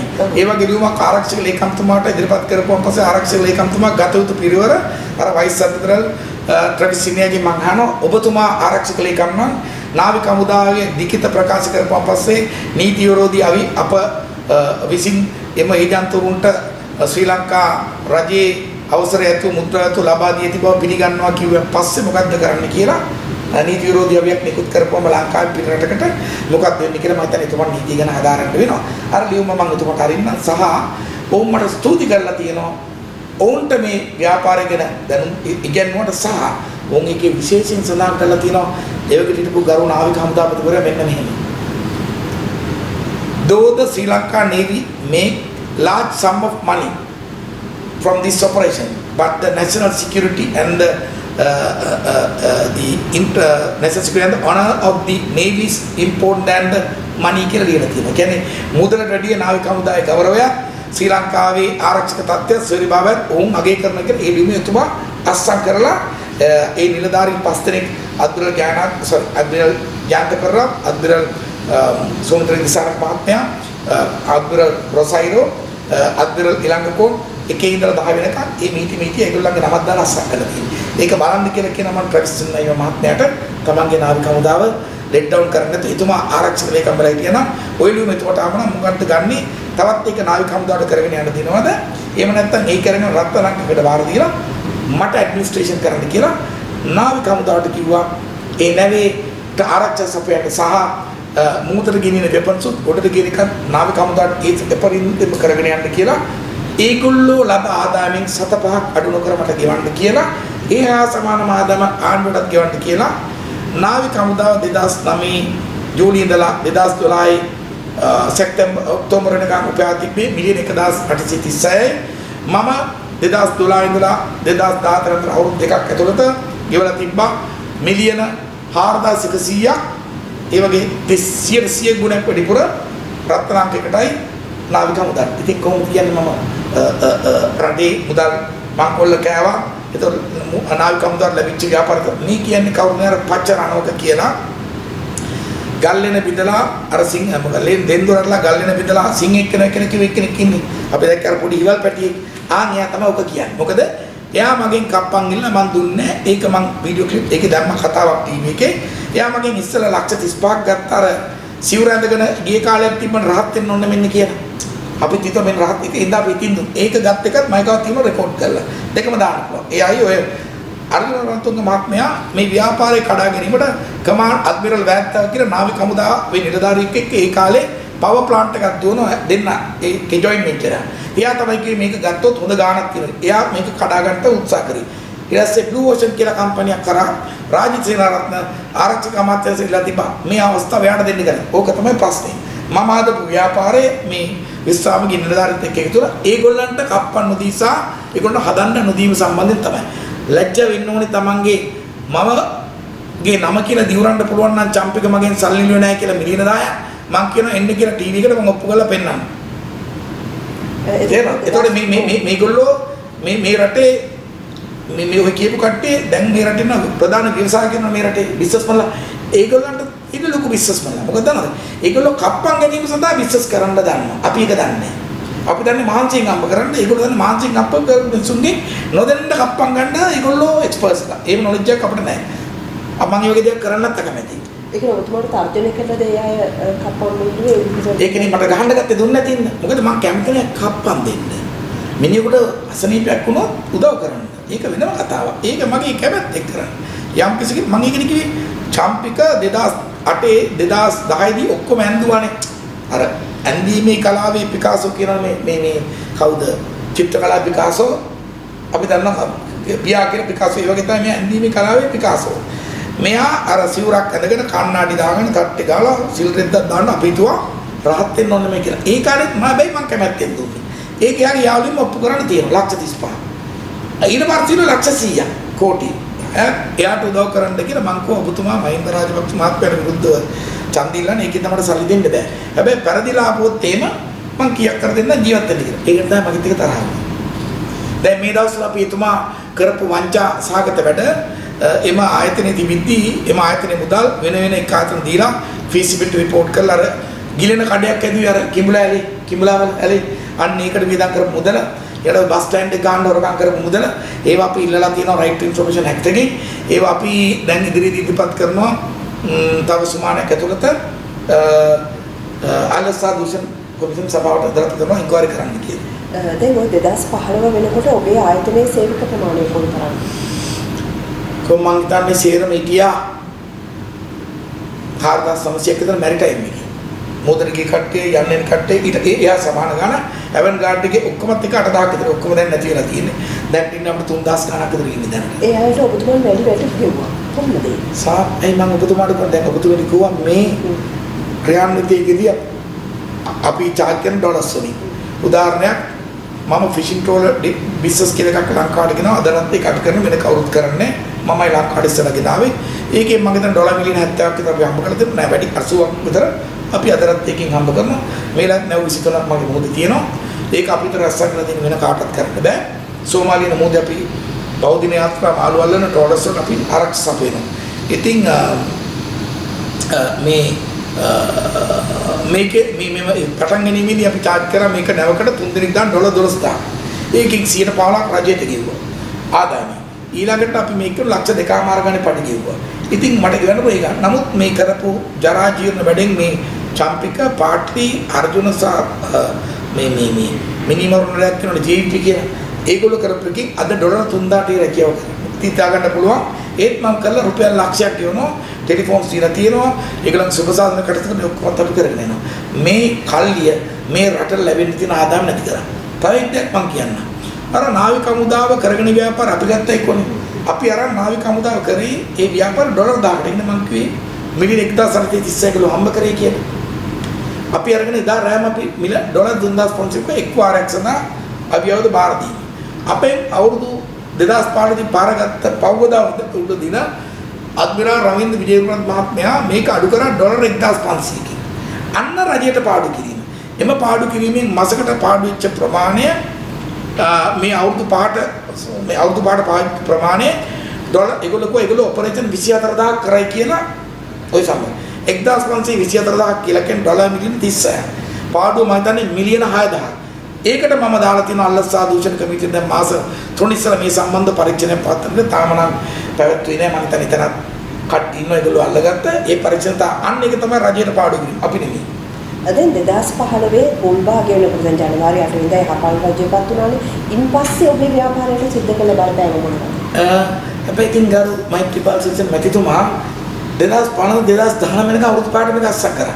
එසේ තිබිද්දි තමයි මේක පාරගත්තේ. ඒක ඉතින් ඒකනේ මම කිව්වේ දැන් ඒ කාලේ හිටියා ජනාධිපති මෛත්‍රීපාල සිරිසේන මහත්මයා හිටියා මේ රටේ වෙන්න ජනාධිපති සහ වුණා ජනාධිපති දෙන්නේ. වෙන්න ජනාධිපති තමයි රාජසේනාරත්න මහත්තයා. වුණා ජනාධිපති තමයි චම්පික පාටලි. ඒ දැන් රට පාලනය කරේ. CID කෝල් දෙන්නේ ඒගොල්ලෝ. නීතිපතිගේ සමහර කටට කෝල් දෙන්නේ ඒගොල්ලෝ. එතකොට ගෙවල් වලට ගෙනල්ලා මේ ඕඩර්ස් කියන්නේ අත්අඩංගුවට ගන්න. අර ශානිය බේස් එකේ ඒගොල්ලෝ CID එකේ තිබ්බට CID එක මේගොල්ලෝ යටතේ තිබ්බා. අර CID එකක් කියලා තිබ්බේ. ඒගොල්ලෝ තමයි පාලනය කරේ. වෙන්න ජනාධිපති වුණා ජනාධිපති. ඒ තමයි රට පාලනය කරේ.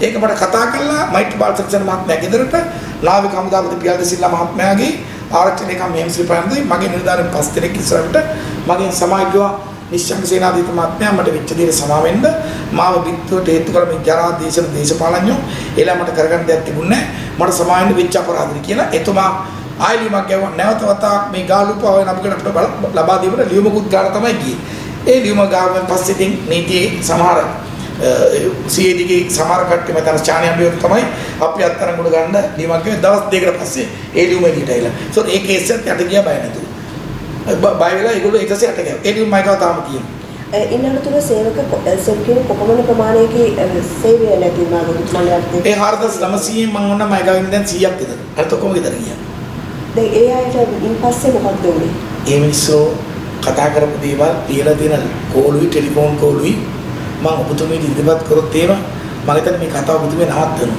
මේ මිනිස්සුන්ට ගහලා මරනවා ගෙවල් වලට ගිහින් ආගන්න ගෙවල් ටික සින්න වුණා බැංකුවෙන් ගත්ත ණය වලට ගෙවල් නැති වුණා ළමයි ඉස්කෝල වල නස් කරගත්තා ඊළඟට සමහර කට්ටිය ලෙඩ හැදිලා ඒවට උදව් කරගෙන පිටරට අරින්න උදව් කරපු ඉගෙන ගන්න අරපු ළමයි ගෙන්න ගන්න වුණා ඉතාමත්ම දුක්ඛිත තත්යකටපත් වුණා මතක තියාගන්න අදත් ඒගොල්ලෝ මගෙන් යන රස්සාවලින් එහෙම ඉල්ලපු කොලයි ටෙලිෆෝන් කෝල් වෙති 3000ක් විතර මේ විච්චදී අද කිසි කෙනෙකු රැකියාවක් දැන් ඒ ආයත රැකියාවන් දීලා නැවතවරක් මේ ව්‍යාපාරය කන ගහ ගන්න කොහොමද කටයුතු කරන්නේ කොහොමද උතුම් දැන් තාමත් එමන් ගාඩ් එකට ගහන්නේ ගහන කට්ටිය කවුද දන්නවද දැන් මේ රටේ 52% ඡන්දම් ඒගොල්ලෝ මුකුත් කියන්නේ UNP එකේ 100% භාගයක් කියන්නේ මේ JVP කියනවනේ කියන රට ආගාදයට වැටුනොත් තමයි JVP ඉන්න පුළුවන් උදාහරණයක් ඒ කාලේ 88 සන මේ වාහන ගිනි තියලා බස් ගිනි තියලා පාරවල් කපලා ෆැක්ටරි ගිනි තියලා තෙල් ටැංකි ගිනි තියලා මිනිස්සු මරලා ඒක තමයි ගොඩ ඉන්න පුළුවන් ජෙත්ලා දැන් ඒකනේ 103ට බෑලා තියෙන්නේ හෙට අනිද්ද එකට බස්සනවා එක බින්දුවර බස්සනවා ඉතින් අර මාළුවාට ජීවත් වෙන්න පුළුවන් වතුර තියෙනා වගේ JVP ජීවත් වෙන්න පුළුවන් කරද ඒකෙන් දැන් JVP එක දැන් මම JVP නේ මම නීති විරෝධී නා ලිපි කටින් කියන්න පුළුවන් ලිපියකින් යලා ඔප්පු කරන්නකෝ මම අහන්න කැමති යාපාලනේ මෛත්‍රීපාල සිරිසේන මැතිතුමත් රනිල්කසිංහ මහත්මයාත් ඇයි තව අවුරුදු 5කටම වස්සම් කරේ එහෙමයි ඇයි මගේ මුදල් ලබා ගත්තේ තීක නීති විරෝධී නේමන මෛත්‍රීපාල සිරිසේන මහත්මයා මේක ඉවරලා එයාගේ අර්ථනේ තියෙන ආරක්ෂම තවත් අවුරුද්දකට දික් කරා තවත් දියුණු ඒකත් තියෙනවා මගේ ගාවේ විශේෂ අවසරයක් දුන්නා මට ඉතින් මේගොල්ලෝ කටින් කියන බොරු කියන හේතුව තමයි මේ මිනිස්සු රාජපක්ෂ පරම්පරාවට ගහන්නා මෙන්න මේ විදියට ලැම්බෝගිනි තියෙනවා කුවා රත්තරන් අස්සෝ තියෙනවා කුවා බකින්ගම් පැලස් එක තියෙනවා කුවා ඩොලර් බිලියන 18ක් ඇස් දෙකෙන් දැක්කක මන් දන්නේ නැහැ මම දැන් හීනෙන් එන්න තියෙක දකින්න තියෙයි කවුද මේ ප්‍රාචීනවත් මතුවා කියා හින දකින්නවා මම දැක්ක ඔකේ මංගල සමරිරවතුවත් කොහෙන්ද දැක්කයි කියලා ඉතින් කොහොමද ඩොලර් බිලියන 18ක් ඇස් දෙකෙන් දකින්න මිනිහ දැන් වීරුවක් කිරිතුවද ඉතින් දැන් ඒ දැකපුවකෝ දැන් බලන්න දැන් මේ බොරු කියන බැරි වුණානේ ඊළඟ අල්ලගත්ත ඇවන් ගාඩ් එක ඒකෙන් තමයි අවුරුදු 5ක් ආණ්ඩුව දුවගත්තේ ඒගොල්ලෝ ඊනර ගරු මෛත්‍රීපාල සිරිසේන මහත්මයා ඕනලාගේ එතුමාට කතා කළා මට එන්න කියලා එතුමාගේ හෘද සාක්ෂියන් සමාවිල්ල එතුමාගේ වැදගත්කමට නිස්සංග මට සමාවෙන්න මේක දේශපාලන කලින් ඔබතුමාට උනේ ඔබතුමා ලෝකේ පිළිගත්ත කෙනෙක් මට සමාවෙන්න කියපු එක අර ඔක්කොම ඉස්සරහට ගියේ නැත්තම් ගෙන්නන්න මම ඔප්පු කරලා පෙන්නන්න දැන් ඔබතුමා යටතේ හිටපු සේවකීන්ගේ රැකියාව අහිමි වුණා විතරක් නෙමෙයි ඒ අයව බන්ධනාගාරගත කරන්න අත්අඩංගුවට පත්වීම පවා සිදු වුණා නේද මමත් එක්ක සියලු දෙනාම අත්අඩංගුවට ගන්න උත්සාහ කරා මේ මම ඒ නීතිය ඉදිරියේ තියෙන දේවල් ගැන කතා කරන්න අකමැති හොඳ නැහැ ඒක ගරු අධිකරණයටත් ගරු විනිශ්චයකාරතුමනටත් ඒක හොඳ නැති දෙයක් ඒක නීති ඉදිරියේදී උප්පෙලා තියෙනවා අපි නීතිය හැමලෙම ස්වාධීනයි අපි ඒක ගරු කරනවා හොඳයි දැන් මේ ගැන ඔබතුමන් පැමිණිලි දැන් මේ මොහොතේ දේශපාලන පරිගණක පිළිබඳ එකයිනේ මට තියෙන්නේ දැන් ඔය කමිෂන් සභාව 2015 දී දැම්ම මෛත්‍රීපාල සිරිසේන මහත්මයා ඒකට මේ ගරු වත්මන් ජනාධිපතිවරයා 15 පාරක් විතර ගෙනල්ලා උදේ ඉඳලා හැන්ද වෙනකම් ওই විතර ක්වෙස්චන් කරා හැබැයි එතකොට මොකුත් උනේ නැහැ නීති විරෝධී කියන්නේ දැන් තමයි නීති විරෝධී කියන්නේ ඉතින් ඒකේ දීලා තියෙන දේ මම ලස්සනට කියන්න පුළුවන් මෙන්න මේම අවන්ගාඩ් මෙරිටයිම් ආයතනය ජාතික ආර්ථිකයට දායකත්වයක් කර ඇත. ඒතර ඊටේ මට මතකද ගියාන් එක කුලොත් මට මතක නැහැ හිටපු වෙකුම් කරුරාච්චි ගරු විනිශ්චයකාරතුමා ඊළඟට ගරු සූරසේන විනිශ්චයකාර ගරු විනිශ්චයකාරතුමා සහ තවත් මම හිතන්නේ එම ගරු විනිශ්චයකාරතුමා මිය ගියා. ඒගොල්ලන්ගේ සඳුන්ලත් අපිට විරුද්ධව දාපු ප්‍රෙසිඩන්ටල් කමිෂන් එකේ කියලා තියෙන ඇවන්ගාඩ් ආයතනයේ ජාතික ආර්ථිකට දායකත්වයක් කර ඇත. ඔය පට්ටපල් හොරතු 4 දෙනාට චම්පික රාජිත අනුර කුමාරට ජේපිලි කියලා අන්න ඒක කියවලා යන්න කියලා. පැහැදිලි. ඒකේ අන්තිමට කියන තියෙනවා කෙසේ වුවද සියලුම නීතිමය කරුණු සලකා බලා මෙම ව්‍යාපාරය රටට ලාභයක් වෙනින් පාඩුවක් නොමැතිව දෙපාර්ශ්වයට පවත්වන සඳහා නිර්දේශ කරමි. ඔන්න ඒ ප්‍රශ්නේ ඇයි ඒ ගැන කතා කරන්නේ නැත්තේ? ඇයි ඒක යට ගාලා තියෙන්නේ? දැන් ඔබතුමා මේ කොමිෂන් සභාව හමුවේ ඒ පිළිබඳව අනාගතය ඔක්කොම ඉදිරිපත් කරලා තියෙන සියලුම ලිපි කරත් එක්ක. එතකොටලා තීරණය කරායි මොකක්ද වෙලා තියෙන්නේ කියලා. අපිට වෙන කියන්න තරක් නැහැ. හොඳයි. දැන් මේ කොමිෂන් සභාවට බොහෝ පාර්ශ්ව වෙනවා ඔබතුමන් එක්ක කටයුතු කරපු අය. දැන් ඒ අයගේ ලැබෙන තොරතුරුත් එක්ක ඔබතුමන්ට සාධාරණ ප්‍රශ්න වේවි ඉදිරියට. දැන් මේකෙදි මට මේ අවස්ථාව විතරයි මගේ ડોකියුමන්ට්ස් ඉදිරිපත් කරන්නේ. දැන් උදාහරණයක් මම කිව්වා දැන් හිටපු ජනාධිපතිවරයා විසින් පත් කරපු දඩ කමිෂන් සභාවෙන් කිව්වනම් අර කතාව ජාතික ආර්ථිකයට දායකත්වයක් කර ඇති කම්පැනි ලංකාවේ තියෙනවා 25. මම එකක්. මම දැන් මේගොල්ලෝ කියන මම හොරගම් කරන්නේ නැහැ. විදේශින් හොරගම් කරන්න බෑනේ. විදේශින් හම්බ කරන්න. දැන් මේ සත්‍යයට මොන දෙන්න බැරිනේ මේ එක්කෙනෙක්වත් එන්නේ නැති වාදයකට. ඒගොල්ලෝ කටින් කියවල කටින් කිය පච රණවක කටේ මව්ගේ කිරිගාපු දාසනගෙන පච රණව කියලා ඒ අම්මා නම දැම්මේ. මොකද ඒ කටරකම් පට්ටපල් බොරු කියන තමයි පච රණවක කියන නම දැම්මේ. ඉතින් ජොබ් එකේ ඒක යාදී. දැන් මේ හිතාන්නේ මේ මිනිස්සු රටේ ඔක්කොම ඒකයි කියලා. ඒක මම කියනවා ගෙදර යනකම් මම ගහනවා කියලා. දේශපාලනතු කරන මම නවත්තන්නේ. මේ රටේ ඔය මිනිහා කවදාරි ගෙදර යනකම් මම ගහනවා. මතක තියාගන්න. ඒකින්ද තමයි මම කිව්වේ ඇවිල්ලා ඔයාට ලිපි ලේඛනින් ඔප්පු කරන්න. කටින් බොරු කියන්න එපා. ඔය තනේ පට්ටපල් බොරු කියන්නේ. මං ගාව ලිපි ලේඛන තියෙනවා. මගේ ලිපි ලේඛන දැම්මොත් ඒකට කට උත්තර නැහැ. ඒකින්ද තමයි මේ තාමත් බොරු කියන්නේ. බොරුව කිව්වම ඔය තියෙන 3න් 2යි 3න් 1යි ඔය පචරනවල ආපු එන්නම් වෙන්නේ. දැන් උදාහරණයක් සිල්රිත් දැඳලා කණ්ණාඩි දාලා තට්ටි ගාලා යනකොට අපි හිතුවා රාත් එකේ අර සංදීප්ට කරපු දැඩේ දැක්කනේ හප්පල අද අබ්බගාතේ ළමයා. ඊටස්සේ අර ගෙදර ඉන්න තමන්ගේ PSO වගේට විතර ඔළුවට කරන්න හදලා එයාගේ ගෑනමැත් එක්ක බලාත්කාරී බුදිය ගත්තා කියලා කිව්වට කොහොමද කතා කරන්නේ? මේ රටේ මිනිස්සු මැරලා ඉපදුණා ඒක තමයි යට ඡන්දයක් දෙන්නේ නැති. මම දැක්කම මේ පෙරේද මට කිව්වා තක්කඩි කියලා. මම නම් තක්කඩි නෑ මේ එයා නම් හොඳ කට්ටඩි කියලා මට කියන්න පුළුවන්. හොඳයි. ඒ අම්මා නම දැම්ම ඉපදුනාම පච රණවක කියලා. හොඳයි. නිශාන්ත සේනාධිපතිතුමනි දැන් ඔබතුමන් හෙම්පත් වෙලාද තෙහෙට්ටුවටපත් වෙලාද ඉන්නේ? නෑ මම ගමන් නිදාගි. මම එහෙම කිසිම දවසක හෙම්පත් වෙන්නේ. මට උගක් කට්ටිය කිව්වා නිශ්ශංක දැන් ඇති කියලා. මම කිව්වා නෑ මම පටන් ගත්ත විතරයි කියලා. ඔව් පටන් ගත්ත විතර. දැන් මේක කොයිතරම් දුරට ගෙනියන්න බලාපොරොත්තු වෙනවද? මේ අරගලය මේ රටේ මේ මට නිශ්ශංක සේනාධිපතිට ගහන්න ඇවිල්ලා මේ ත්‍රිවිධ හමුදාවේ රණවිරුවන්ගේ 4900ක සහ නයිජීරියානු අත්සන් කරපු ගිවිසුමේ බොතු මැව්වා මම රටක් රාජ්‍යයක් දෙවනට අපි ගල්ෆ් ඔෆ් ගිනි කියන නයිජීරියාවල ඒ මූදු කලාපයේ සවුත් චයිනා සී කියන එකේ ඉන්දුනීසියාලා අපි මේ ව්‍යාපාරය කරන්න ඒ රටේ ජනාධිපතිතුමට ලියුම් කරලා ඒ රටේ රජයත් එක්ක ගිවිසුම් අත්සන් කළා තියෙන බොරු නම් පෙන්නන්න ඔය පචරණවට එන්න කියනවා. ඒක නැති කරේ ඒක ලියලා තියෙනවා මේ වත්මන් හිටපු ජනාධිපති සිරිසේන මහත්මයා මෙම ව්‍යාපාරය තුලින් රැකියාල් 25000ක් සහ ඩොලර් බිලියන එකක් උපයාගෙන හැකි බව අවුරුදු 5ක් තුළ සියලුම ලේඛිලි නිරීක්ෂණය වීමෙන් විශ්ලේෂකයන් නිරීක්ෂණ ලේඛිලිය තියෙනවා. බොරුවක් නෙමෙයි. ඒ 25000 රස්සාව ගන්න තිබ්බු සියලුම රණවිරුවන්ගේ රැකියාව නැති කරේ මේ පචරණවක මේ චම්පික රාජසේනරත්න සහ අර මිනිමරු නඩකල්ලි අර මොනවාද නාරම්පිට ඉඩමේ බිල්ඩිම ගාපු ඉඳන් නැති කට්ටිය මිලියන 400ක් ඉඳන් කළා. එතකොට ඉඩම් මේ වැගිරිකරු අයර්ලන්තේ ගෙවල් කියන කට්ටිය මමගේ නංගි අඳුරන නැති කට්ටිය තමයි මේ කියන්නේ. ඒගොල්ලෝ වග කියන්නේ මේ කට්ටියගේ රස්සාව නැතුනට මේ සියලුම රටේ ඉන්න කිසිම රණවිරුවේ මේ කිසිම මිනිහෙකුට එක ඡන්දයක් දෙන්න බැහැ කියලා මං කියනවා. හොඳයි. දැන් අර රැකියා අහිමිවුවන් සඳහා නැවත ඒ අයව සිහියට ගන්න නම් ඔබේ කටයුතු නැවත යථාර්ථයට ඔව් අනිවාර්යෙන්ම මට මේක ඒකනේ මං කිව්වේ ඔබතුමීට මෛත්‍රීපාල සිරිසේන මහත්මයා ගහලා තියෙන මෙන්න මේ මෙදීම. Reinstate of gold floating armor to Avangard Maritime again. කවුද ගැවි මේ දීම ජූනි 4 වෙනිදා 2019.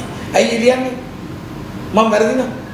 අවුරුදු 5ක් අස්සේ එතුමාට තේරෙන මේ කරේ බොරුවක් කියලා. ඒකට මම එතුමාට ස්තුති කරනවා. එතුමා පිටිරේ එතු කරමේ වෙන්න ජනාධිපති වුණා ජනාධිපති.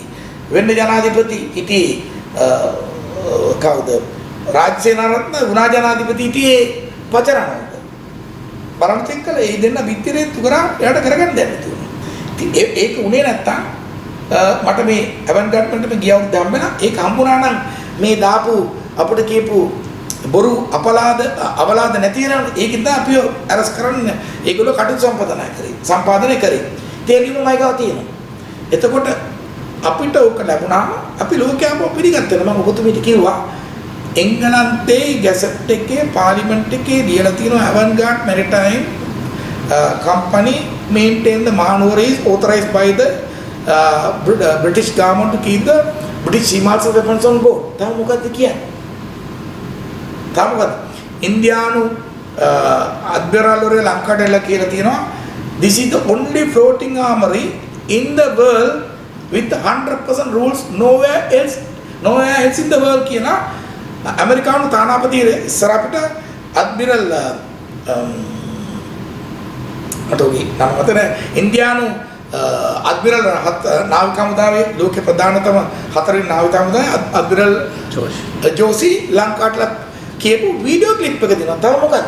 පිටරට මිනිස්සු එහෙම කියද්දී තමන්ගේ මව අඳුරන්නේ නැති මවගේ නංගි අඳුරන්නේ නැති මිනිස්සු කියනවා හරි අම්මගේ නංගි අඳුරන්නේ නැති මිනිස්සු කියනවා මේක නීති විරෝධී කියලා. ඒ කියන්නේ දැන් මම දන්නේ නැටි මේගොල්ලන්ට තියෙන නීතිය සම්බන්ධව මම හිතන්නේ නොලෙජ් එකක්. ඒ කියන්නේ මේ හිටපු අග්‍රවිනිශ්චයකාර පාට්ලි චම්පික හිටපු නීතිපති රාජ් සේනාරත්න ඒතර අධිනීති සහ ජනාධිපති නීතින අනුර කුමාර දිසානායක සහ ශේෂ්ඨාධිකරණ හිටපු මිනිසුරු අර්ජුන රණතුංගට තියෙන ඔක්කොම වැඩි නොලෙජ් එක. ඒ කියන්නේ අර විජේදාස රාජපක්ෂ මහත්මයා නීතිය ගැන දන්න අර බොහොම වැදගත් පවුලකින් එන තිලක් පාර්පණ මහත්මයාට ගහලා එළියට දාගෙන දැම්මේ මේ පට්ට උරුරල. හොඳයි දැන් මේ සියලු දේට සාධාරණ බලාපොරොත්තු වෙන්නේ කොයි ආකාරයකද පුතුමා? මට නැවතත් මේ ව්‍යාපාර දෙන්න. නැත්තම් මගේ පාඩුව මට ලබා දෙන්න. ඒක කොහොමද ලබා ගන්නේ? දැන් මේ කොමිෂන් සභාව ඉවරනාම අර තියෙන ලියකිරි ටික ඔප්පු වෙනවනේ. එතෙච්චරයි දෙන්නේ ලියකිරි ඔප්පු වුණාම දෙන්නේ නැහැ මට. හේතුව මම රජයට පාඩුවක් කරා කියලා නෑනේ. මමනේ හම්බ කරේ මේ ටික. මට පාඩුවක් කරලා තියෙනවා. ඒක පටන් ගත්තා මම එතනින් කෙලින්ම නයිජීරියා ගාමන්ට් එකට ගිහිල්ලා අර අස්සම් කළ තියෙන ගේස් වල රියැක්ටිවේට් කරලා අපි රාජ්‍ය නිලධාරීන් මම කියන්න කැමති එතකොට හෙම්සිල්ෆන් මහත්තයාට මේක ලකුණක් දෙන්න. ලකුණ නෙවෙයි ලකුණු ගොඩක්. එතුමා කිව්වා ඒ අවස්ථාවේදී මයිත්‍රීපාල සිරිසේන ජනාධිපතිවරයාට හිටපු ගරු ජනාධිපතිවරයාට සර් මම කැමති නිශ්ශංකත් එක්ක නයිජීරියා වලට ගිහලා මේ බිස්නස් එක අපෝ ඇක්ටිවේට් කරන්න කියලා. මම යන්න ලෑස්ති කියලා. මම එතුමාට දැන් ප්‍රකාශ කරන ආගෙන හිටියෝ. එතුමා කිව්වා ඒක. මගේ නිලධාරීන් 5 දෙනෙක් ඉන්න සාක්ෂියට. ආපහු මම දැන් ඉන්න කට්ටියත් එක්ක ආරක්ෂක කමරුතුමාලත් එක්ක කොහොමද කියලා මේක රියැක්ට් එතකොට අර රස්සාව 25000න් අඩු ගන්න පළවෙනි අවුරුදු 5000ක් අපිට එනවා. හැබැයි ඒක ගන්න මට මේක ලැබෙන්න ඕනේ. ඒක දැන් මම වංචකාරයෙක් බොරුකාරයෙක් නීති විරෝධී කියලා තියෙන ලෝකෙට තේරෙනවා. ඒක හේතුව තමයි අර අත්තරල් රවින්ද්‍ර විජේගුණරත්න මහත්මයාගේ සාක්කුවට ගාණක් හම්බුනේ තියෙන මගෙන් පැරගෙන ඩොලර් 1500ක් රජයට පාඩු කළ එක ඔපරේෂන් එකකින් ඩොලර් මිලියන් 30ක් අවුරුදු 5ක් ඇතුළත පාඩු කළා. ඒක ලාභ ලබා දුන්නා විදේශීය මේ මැරිටයිම් ආයතන ඇති කට්ටියට තමන්ට ඩොලර් මිලියන් 2ක් විතර ලබා ගන්න. මම කැමති යාගේ තියෙනවා යාගේ වත්කම් පිළිබඳව වණ්ඩි කියලා මම අල්ලස්සා දුෂ්ණ වෙනම කම්පේන් කරලා දෙනවා. ඔන්න රටට කරපු පාඩු. මම ආණ්ඩු කැමති ට්‍රැවිස් සිනියා මහත්මයාගෙන් ඒක හිටපු නාවික හමුදාපති වයිස් අද්මිරාල් ට්‍රැවිස් සිනියා ඒක එතුමා සාධාරණීකරණය කරනවාද කියලා. ඒ ඩොලර් 1500ක් අඩු කරපුවා. සාමාන්‍ය හොඳට දුවන ව්‍යාපාරකින් ඒ කීයක් කර අඩු කරන්නේ? සේල් එක වැඩි නම් වැඩි මුදල් ලැබෙනවා. හොඳට තියෙන ව්‍යාපාරයේ ගහන අඩු කරලා ඒ කඩාකප්පල් කරපු මානද. අපි බාර දෙන්න තිබ්බ දවසකට ක්‍රියාන්විත මාසෙකට 850. දැන් මම හිතන්නේ 400කට බස්සලා තියෙනවා.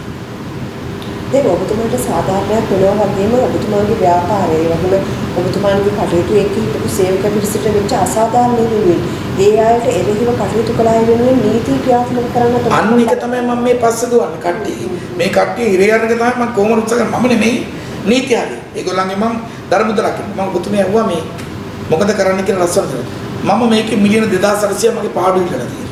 ඒ මිලියන 2800 හම්බුණා මට නඩු කටයුතු වලට විතරක් විධාන කරලා මම දැන් අදත් ඒ අතර බිලක් ලක්ෂ 45ක. දැන් නඩු 3කට ඉතින්. හරිද? තාම නඩු යනවා. මිලියන 1600 ගණන් මම විධාන කරන නඩු කඩු. ඒ මුදල මම අරගෙන ඉතුරු මිලියන 1600 බැංකුවේ දාලා ඒකෙන් ලැබෙන ට්‍රස්ටි එකක දාලා මටත් අත තියන්න බැරි ඒකෙන් ලැබෙන මුදලින් මේ රැකියාව නැතිවෙච්ච කට්ටියට යම් කිසි වටපම් මං ගෙවනවා. හොඳයි. ජීවිත කාලේ පුරා මම පොරොන්දු වෙනවා මම කියපු දේ මිනිස්සුන්ට 4 පාරක් කියලා තියෙනවා. ඒක ඉදිරිය මම හිතන්නේ. හොඳයි මේ ජාතික ගුවන්විදුලියේ ඔස්සේ ඔබතුමන් ප්‍රථම වතාවට මේ කාරණා ඉදිරිපත් කරේ විවිධ මාධ්‍යවල ඔබතුමන් සඳහන් කළා. දැන් ඔබතුමන් මේ බන්ධනාගාරගත වෙලා හිටපු කාලයේදී ඔබතුමන් මේ පස්ස ගැටලු මැද්දේ තවත් කටයුත්තකට යොමු වුණා නේද බන්ධනාගාරය ආශ්‍රිත? ඒ බන්ධනාගාරය ගත වෙලා ඉන්න ඇත්තට මම ඒගොල්ලෝ මට බොහොම හොඳට සැලකුවා එතන හිටපු රැඳවියන් ඔවුන්ගේ පොඩි කෙනෙක් හැටියට මම ඒගොල්ලෝ මට ඉල්ලා සිටියා සර් කවදාද දවසක සර් එළියට ගියොත් සර් අපි දන්නවා සර්ට මොකක් කර දෙයක් මේ රටේ කරන්න පුළුවන් කියලා කරුණාකරලා අපේ පවුල අනාථ වෙලා තියෙන අපේ ජීවත් වෙන ක්‍රමයක් නැහැ අපේ පවුලට සම්බන්ධතාවයක් නැහැ අපි කුඩුකාරයෝ කියලා අංගවඩු ගාලා තියෙන්නේ ඔබතුමාට යම් කිසි සේවයක් කරන්න පුළුවන් කිව්වම මම ඒගොල්ලන් ඉන්ටර්වයුව කරලා ඊට පස්සේ ඒකේ ඉන්න ඒවට පිළියම් හොයලා දැනට අපි බන්ධනාගාර රැඳවියන් එළියට ගන්න 5800ක් පමණ මේ රටේ ශ්‍රමයට බලකාඩ යොදලා රටට සේවයක් කරන්නයි ඒගොල්ලන්ට ඒක ලැබෙන ආදායම මාසෙට විතර අරින්නයි ඊළඟට ඒගොල්ලන්ට පුහුණුවක් දීලා දක්ෂ කාර්මික ශිල්පියෝ හැටියට කරලා විදේශ භාෂා උගන්වලා ඒකත් දැන් පටන් ගන්න තියෙන්නේ ඒගොල්ලන්ට පිටට රැකියාව දෙන්න ඇග්‍රීමන්ට් අස්සක් කරලා ලෑස්ති. හැබැයි ඒ ගැන නම් තාම අර පච රණවක හිටපු ශ්‍රේෂ්ඨාධික මොනවාද නීතිපති මේ අග්‍රනිෂ්ඨකාර පච රණවකවත් ඔය JVP ගේ නඩවත් මේ වෙන්න ජනාධිපතිලා හිටපු රාජ්‍යරන් තාම මුකුත් කිව්වේ නැහැ. මම මේ අරින්න යන්නේ ඒකේ කෙටොප්පතක් ඕකේ මොනවාරි වැරද්දක් තියෙනවා ඔයාලා බලලා කියන්නේ. මොකද ඒකට ගේදා කරන්න මම හොඳයි. ඔබතුමන් කොහොමද මේ කටයුතු කරන්න බන්ධනාගාරයෙන් එකතු වෙලා සම්පූර්ණ මුදලම ඔබතුමන්ගෙන් ගන්නේ? තඹස් දැනට මම මේක ඇතුලේ টয়ලට්ස් හදලා තියෙනවා 70 ගාණක්. නාන්න උන්ට නාන තැන් ස්ථානය කරන තැන් අරගෙන 50 ගාණක්. එතකොට මගේ වියදමේ ඒගොල්ලෝ ලෙක්චර් හවුස් හදලා තියෙනවා මම හිතන මිලියන දැන් 40ක් 50කට වියදම් කරලා තියෙන ඒ ටිකට ඉදිරියට තව මිලියන 200ක් විතර වියදම් කරන්න තියෙනවා. මේ කොවිඩ් එකකින් කරගන්න බැරුණා. ඒ මුදල මගේ අතින් තමයි තාම තඹස් සතෙන්ම වියදම් කරන්නේ. මේ ව්‍යාපෘතිය සාර්ථකයි. දැන් මම දැන්ට 200 ගාණක් වැඩ කරනවා. පොඩ කොවිඩ් එක තිබුණ නැත්නම් මම අද මේනකොට 2000ක් විතර ගන්නවා. මොකද කන්ස්ට්‍රක්ෂන් සයිට් ඊළඟට ගත්තොත් ඔය BMW කම්පැනි එක Volvo කම්පැනි එකට මම කතා කරලා තිබ්බේ මේගොල්ලන් කාර්මික නිලධාරීන්ට බදව ගන්න. මේ ප්‍රශ්නින්ද නැහැ ප්‍රශ්නයක් ඇති වුණා. මේ අවස්ථාවේ 200 ගාණක් වැඩ කරනවා දැන්. හොඳයි. කොපමණ කාලයක පුරුද්දට පස්සේද මේ ආයුධ? ඒගොල්ලෝ සාමාන්‍යයෙන් අවුරුදු 4-5ක් ඉන්නවා හිර ඇතුලේ. ඊ අවුරුදු 4-5 ඇතුළත සම්පූර්ණ ඥානය ලබා දීලා අවුරුදු 5 ඒගොල්ලෝ යන්නේ ගේට්ටුවෙන් එන්න බයින කොන්ට්‍රැක්ට් එක අස්සක් කරලා ගත්තොත් ජර්මනිට යන්න, ස්විට්සර්ලන්ඩ් වලට යන්න, ෆ්‍රාන්ස් වලට යන්න, ඩුබායි වලට යන්න, දෙවිදරට යන්න. ඒක දැන් අපි මේ අවස්ථාවේදී ක්‍රියාත්මක 250 ගණන් රාජකාරී කරනවා. ඔබට කරනවා. ඒකට නම් තාම මුකුත් කිව්වේ නෑ අර කට්ටිය. මම බලන් ඉන්නේ මේ කට්ටිය ඇයි ඒකට මුකුත් කියන්නේ නැත්තේ කියලා. අන්න සේනාධිපති හිරෙත් සල්ලියට ගත්තා කියලා තාම කිව්වේ නෑ. ඒ වෙලාවට තමයි ප්‍රශ්නයක් කියලා මොකද ඉරකාරන්ගේ ගෙවල් වල මිනිස්සු ගානක් දෙකේ පුළුවරන් පාර ගියාම මොකක්ද මේ ගන්න. ඒ කියන්නේ. හොඳයි. දැන් මේ සාකච්ඡාවේ අවසන් විනාඩි කිහිපයක් අපි ඉන්නේ. සේනාධිපති මෙතුමිනේ දැන් ආපහු අපි මුලට ගියොතින් දැන් ඇමරිකානු ව්‍යාපාරය නැවත මුල ඉඳලා පටන් අරගෙන ඉදිරියට යන්න කොච්චර කාලයක් ගත වෙයිද මේ ප්‍රශ්නේ විසඳලා. අනිත් ඇත්තෙන් මේ හදලා තිබු ව්‍යාපාරය. මට මේක අදහම් වුණොත් මාස 6ක් අතර මේ රැකියාව තුළ සිල්ම දේවල් මම ලබා දෙනවා. හොඳයි. මාස 6ක් යන්නෙත් නැහැ. මොකද මේ කෙටුම්පත් හදලා කරපු සිස්ටම් එක රියැක්ටිවේට් කරන්න මාස 3ක් එන්න මැක්සිමම්. මාස 3යි. ඒ කියන්නේ දැන් නාවික හමුදා බාරට අරගෙන 800 ගාණක් තිබ්බ උඩ 400ට බෑපු එක අඩු ගාණ 600ට මම නක් ගන්න මාස 3කින්. හොඳයි. දැන් COVID-19ත් එක්ක අපේ රටේ ආර්ථිකය කඩා වැටුණානේ. දැන් ඔබතුමන් කොහොමද මේ පස්සට කොහොමද අපි විදේශිකයන් ගන්න. අර තාම මේ මුදු කොල්ල කරොන් නැති වෙලා නැහැ. තාම අපි ගත්තොත් ගල්ෆ් ඔෆ් ගිනි වල නැව්වෙන්නේ නැහැ. ඒ නයිජීරියා රට ප්‍රධාන ප්‍රශ්නයක් තියෙන මුදු කොල්ල කරොන්ගේ. මම මේක එතන ප්‍රචාරිත කරන්න. එච්චරයි. ඒගොල්ලෝ මුදල් දෙන්න බෑ අපි ඒගොල්ලෝ තෙල් ලබා ගන්න. මේ රටේ ඒතර මට තෙල් ගාන හරි අඩු කරගන්න පුළුවන්. ඒතර ඕන තරම් විදේශී නිපියුත් ව්‍යාපාර තියෙනවා. මට ඒකේ කරන්න බෑ තාම නඩු තියෙනවා. ඉතින් නඩු වලින් අපි නිදහස් වෙලා මට මේක හම්බුන ගමන් ඉමීඩියට්ලි මම පොරොන්දුවක් දෙනවා මම කියපු දේ කරන දේ කෙනෙක් මම කමාන්ඩර් කෙනෙක් නදාරි මාස 3ක් අතර මට අදාම් මොනොත් මම ප්‍රතිස්ථාපනය කරන තිබුණ ආකාරයට. රජයේ සහයෝගය බලාපොරොත්තු වෙන අනිවාර්යෙන් මේක මට බාර දුන්නේ රජයෙන් හිටපු රජයෙන් ඉතින් ඒගොල්ලෝ මේක නිසිය ක්‍රියාමාර්ගයට බාර දීලා රජයට මිලියන 1,800 මගෙන් ලබාගෙන සුද්ධ ලාභේ 4,000 රැකියාව දුන්නේ මමනේ. අද නාවික හමුදාවේ ඒ ශ්‍රේෂ්ඨ නාවික හමුදාව මේ කියන දෝෂිත නිලධාරීන්ගෙන් මම අහන්න කැමතියි එක රැකියාවක් නාවික හමුදාවේ විශ්‍රාමික නිලධාරියෙකුට ඕන් විසින් ලබා දීලා තියෙනවා. මම ලබා දුන්නේ අරෙන්න නැත. අර ට්‍රැවිස් සින්නయ్య මහත්මයාගෙන් මම අහන්න කැමතියි හිටපු වයිස් අධිරණ මහත්මයාගෙන් ඔබතුමාටත් අඩු ගන්න මෙතන දෙන්න තිබ්බකත් නැති කරගත්තා. ඔය කිසි කෙනෙකුට වාගේ පෙන්ෂන් ගිය එක රස්සාවක් හම්බෙලා ආණ්ඩුව රස්සාව දෙන්න බෑ. හම්බුනාගෙන ගෙදර ගියන් පස්සේ කැමති නාවික හමුදා එක රැකියාවක් ලබා දෙන්න. කරුණාකරලා වැදගත්කමට කතා කරන්න. චරණ ඉලක්ක ඉන්නේ. හොඳයි. දැන් අනිත් කාරණය තමයි මතකනේ දැන් විශේෂයෙන්ම මේ ඔබතුමාට මේ අවස්ථාවේ මතක් කරන්නට ඇති කවුද ඔබතුමාගේ පිටිපස්සේ ඉඳලා මේ කටයුතු මේ තාර්දුවට එන්න සහයෝගය දැක්වුවේ කියලා ඔබතුමාගේ බිරිඳ පවුලේ අය ඔයාගේ වශයෙන්. මේ මගේ බිරිඳ ඇත්තටම මගේ බොහොම ලොකු ශක්තියක් මට මේ හැම දෙයක්ම වුණාම එයා ඒක විඳ දරාගත්තා. මගේ පුතත් ඒ වගේ විඳ දරාගත්තා. හැබැයි ඒගොල්ලන්ට මම කිසිම දෙයක් මේකට දරුම් දෙන්නවත් ඒගොල්ලන්ට සාබය කරගන්නත් බැරි. ඒක මොකද ඒගොල්ලෝ තමයි මගේ ප්‍රධානම දේ ජීවිතේ. ඒක තමයි අර දකුණේ ප්‍රධාන ඇමතිවරේ ඒක දැනගෙන මගේ බිරිඳව අත්අඩංගුවට ගෙනීම සියලුම කටයුතු සැලසුවේ. කියලා මගේ මුදල් මංකොල්ල කෑවේ. ඒක මම කටාණින් දවස් 10ක් ඉස්සෙල්ලා ඉලෙක්ෂන් එකේ දාන්නට පොරොන්දු කරලා තියෙනවා මම ඒක දාන්න. ඒතකොට එයාට ඡන්ද දෙන්න ඕනද නැද්ද කියලා මේ රටේ මහජනතාව තීරණය කරයි. විශේෂයෙන් මම කියන්න ඕනේ මේ රටේ ත්‍රිවිධ හමුදාවේ විශ්‍රාමිකයේ සියලුම නිලයන් මගේ පිටිපස්සේ කවුරුත් නැහැ මගෙත් එක්ක එකට අත්අඩංගුව බැඳගෙන මේක කරේ මේ ව්‍යාපාරය ඇදුවේ නිශ්ශංක සේනාධිපති නෙමෙයි. හමුදාවේ විශ්‍රාමිකයේ අපි සියලු දෙනාම එකතු වෙලා මට ගහන්න ඕනට ගහලා මේ පචරණවක රාජිත ඊළඟට ජීවිපික අල්ලුරත් කරේ මේ විශ්‍රාමික රණුරුවන්ගේ රැකියාවන් නැති කිරීම පමණයි. අද ඒගොල්ලෝ වග කියනවාද මේ කෙනෙකුට රැකියාවගෙන එක්කෙනෙකුට හරි ඔය කට්ටිය මහජන මුදල් හොරකම් කරගෙන රැකියාව ලබා දුන්නත් කියලා මම ආන්න කැමතියි. මම ආන්න කැමති අඩු ගානේ රුපියල් 500කට බත් පැකට් පහක් කරන් දීලා තියෙනවද කියලා චම්පික තමන්ගේ ඉතිහාසය කාටවත් බිලක් ඉදිරිපත් කරන්න පුළුවන් කියලා මේ මොහොතේ කරනවා. මන් දීපු බත් පැකට් තියන ඉදුප්ප පිසුන්ට ලක්ෂ 5ක් ඔප්පු කරන්න පුළුවන්. හොඳයි දැන් සමුද්‍රයේ ආරක්ෂක කටයුතු අනිත් ආරක්ෂක කටයුතු වලට අමතරව ඉදිරියේදී ඔබේ ව්‍යාපාරයේ වෙනත් පැතිවලට ගෙනියන්න බලාපොරොත්තුවක් තියෙනවා. අනිවාර්යයෙන්. දැන් උදාහරණයක් මේ අවස්ථාවේදී අපි කතා කරලා තියෙන මම කරගෙන යනවා ලංකාවට අපි මේ සත පහක්වත් අපෙන් ඉදිරියේදී වියදම් නොකර ලංකාවට ගින්න මේ විදුලිය නිපදවන මූදුරැළ මාර්ගයෙන් ඒගොල්ලෝ සම්පූර්ණ වියදම් කරන අපි දැන් තියෙන කාණ්ඩ ඉතාමත් අඩු කාණ්ඩ විදුලිය සපයන්න මම මේ කම්පැනියක් ගේන්න මේ දවස්වල කටයුතු කරගෙන යනවා. ඒගොල්ලෝ ඩොලර් මිලියන් 350ක් වියදම් කරනවා අපේ රජයෙන් තඹ සතක් වියදම් කරන්නේ නැතුව. එතකොට ඒක environment friendly ඊළඟට ගත්තොත් එහෙම අර coal power plant එකක් වගේ නෙමෙයි රජයේ කිසිම නැදයක් නැහැ. ඒ පව ලංකාවෙන් දෙනවට වැඩිය රුපියල් 2කට වැඩිය අඩු මුදලට සපයන්න තමයි මම දැන් කටයුතු කරලා තියෙන්නේ මෙගාවට් 300. හොඳයි. දැන් ඊට අමතරව මොකක්ද ඔබේ ඊළඟ අනාගත බලාපොරොත්තු? අර නයිජීරියන් ප්‍රොජෙක්ට් එක අපි අස්සම් කරපු බෝට්ටු 110ක් හදන්න අපි පළවෙනිදා ඩොලර් මිලියන් 10ක් අපි අස්සම් කර ඇග්‍රීමන්ට් එක ඩොලර් මිලියන් 185ක් කොන්ට්‍රැක්ට් එක ඒක ඇක්ටිවේට් කරන්න ඊළඟට අර කියපු 25000 රැකියාවල් ටික මෛත්‍රීපාල සිරිසේන මහත්මයා මතක් සඳහන් කරලා තියෙන මෙම ලංකාවට අවුරුදු දෙකක් අතර ලබා ගැනීමත් තමයි මගේ එකම අභිප්‍රායය. මොකද මේ රටේ මේ දියුණුවට මේ රට ආරක්ෂක මේ රණවිරුව දීපුදා සටන් කරා. අද ඒගොල්ලෝ බොහොම දුක තත්ත්වයකට පත් වෙලා ඉන්නවා. ඒගොල්ලෝ රැකියාවක් නැහැ. ඒගොල්ලන්ට ලැබෙන පෙන්ෂන් එකකින් ජීවත් වෙන්න බෑ. ඉතින් ඒගොල්ලන්ට රැකියාවක් ලැබෙනවා මගේ එකම සන්තෝෂය.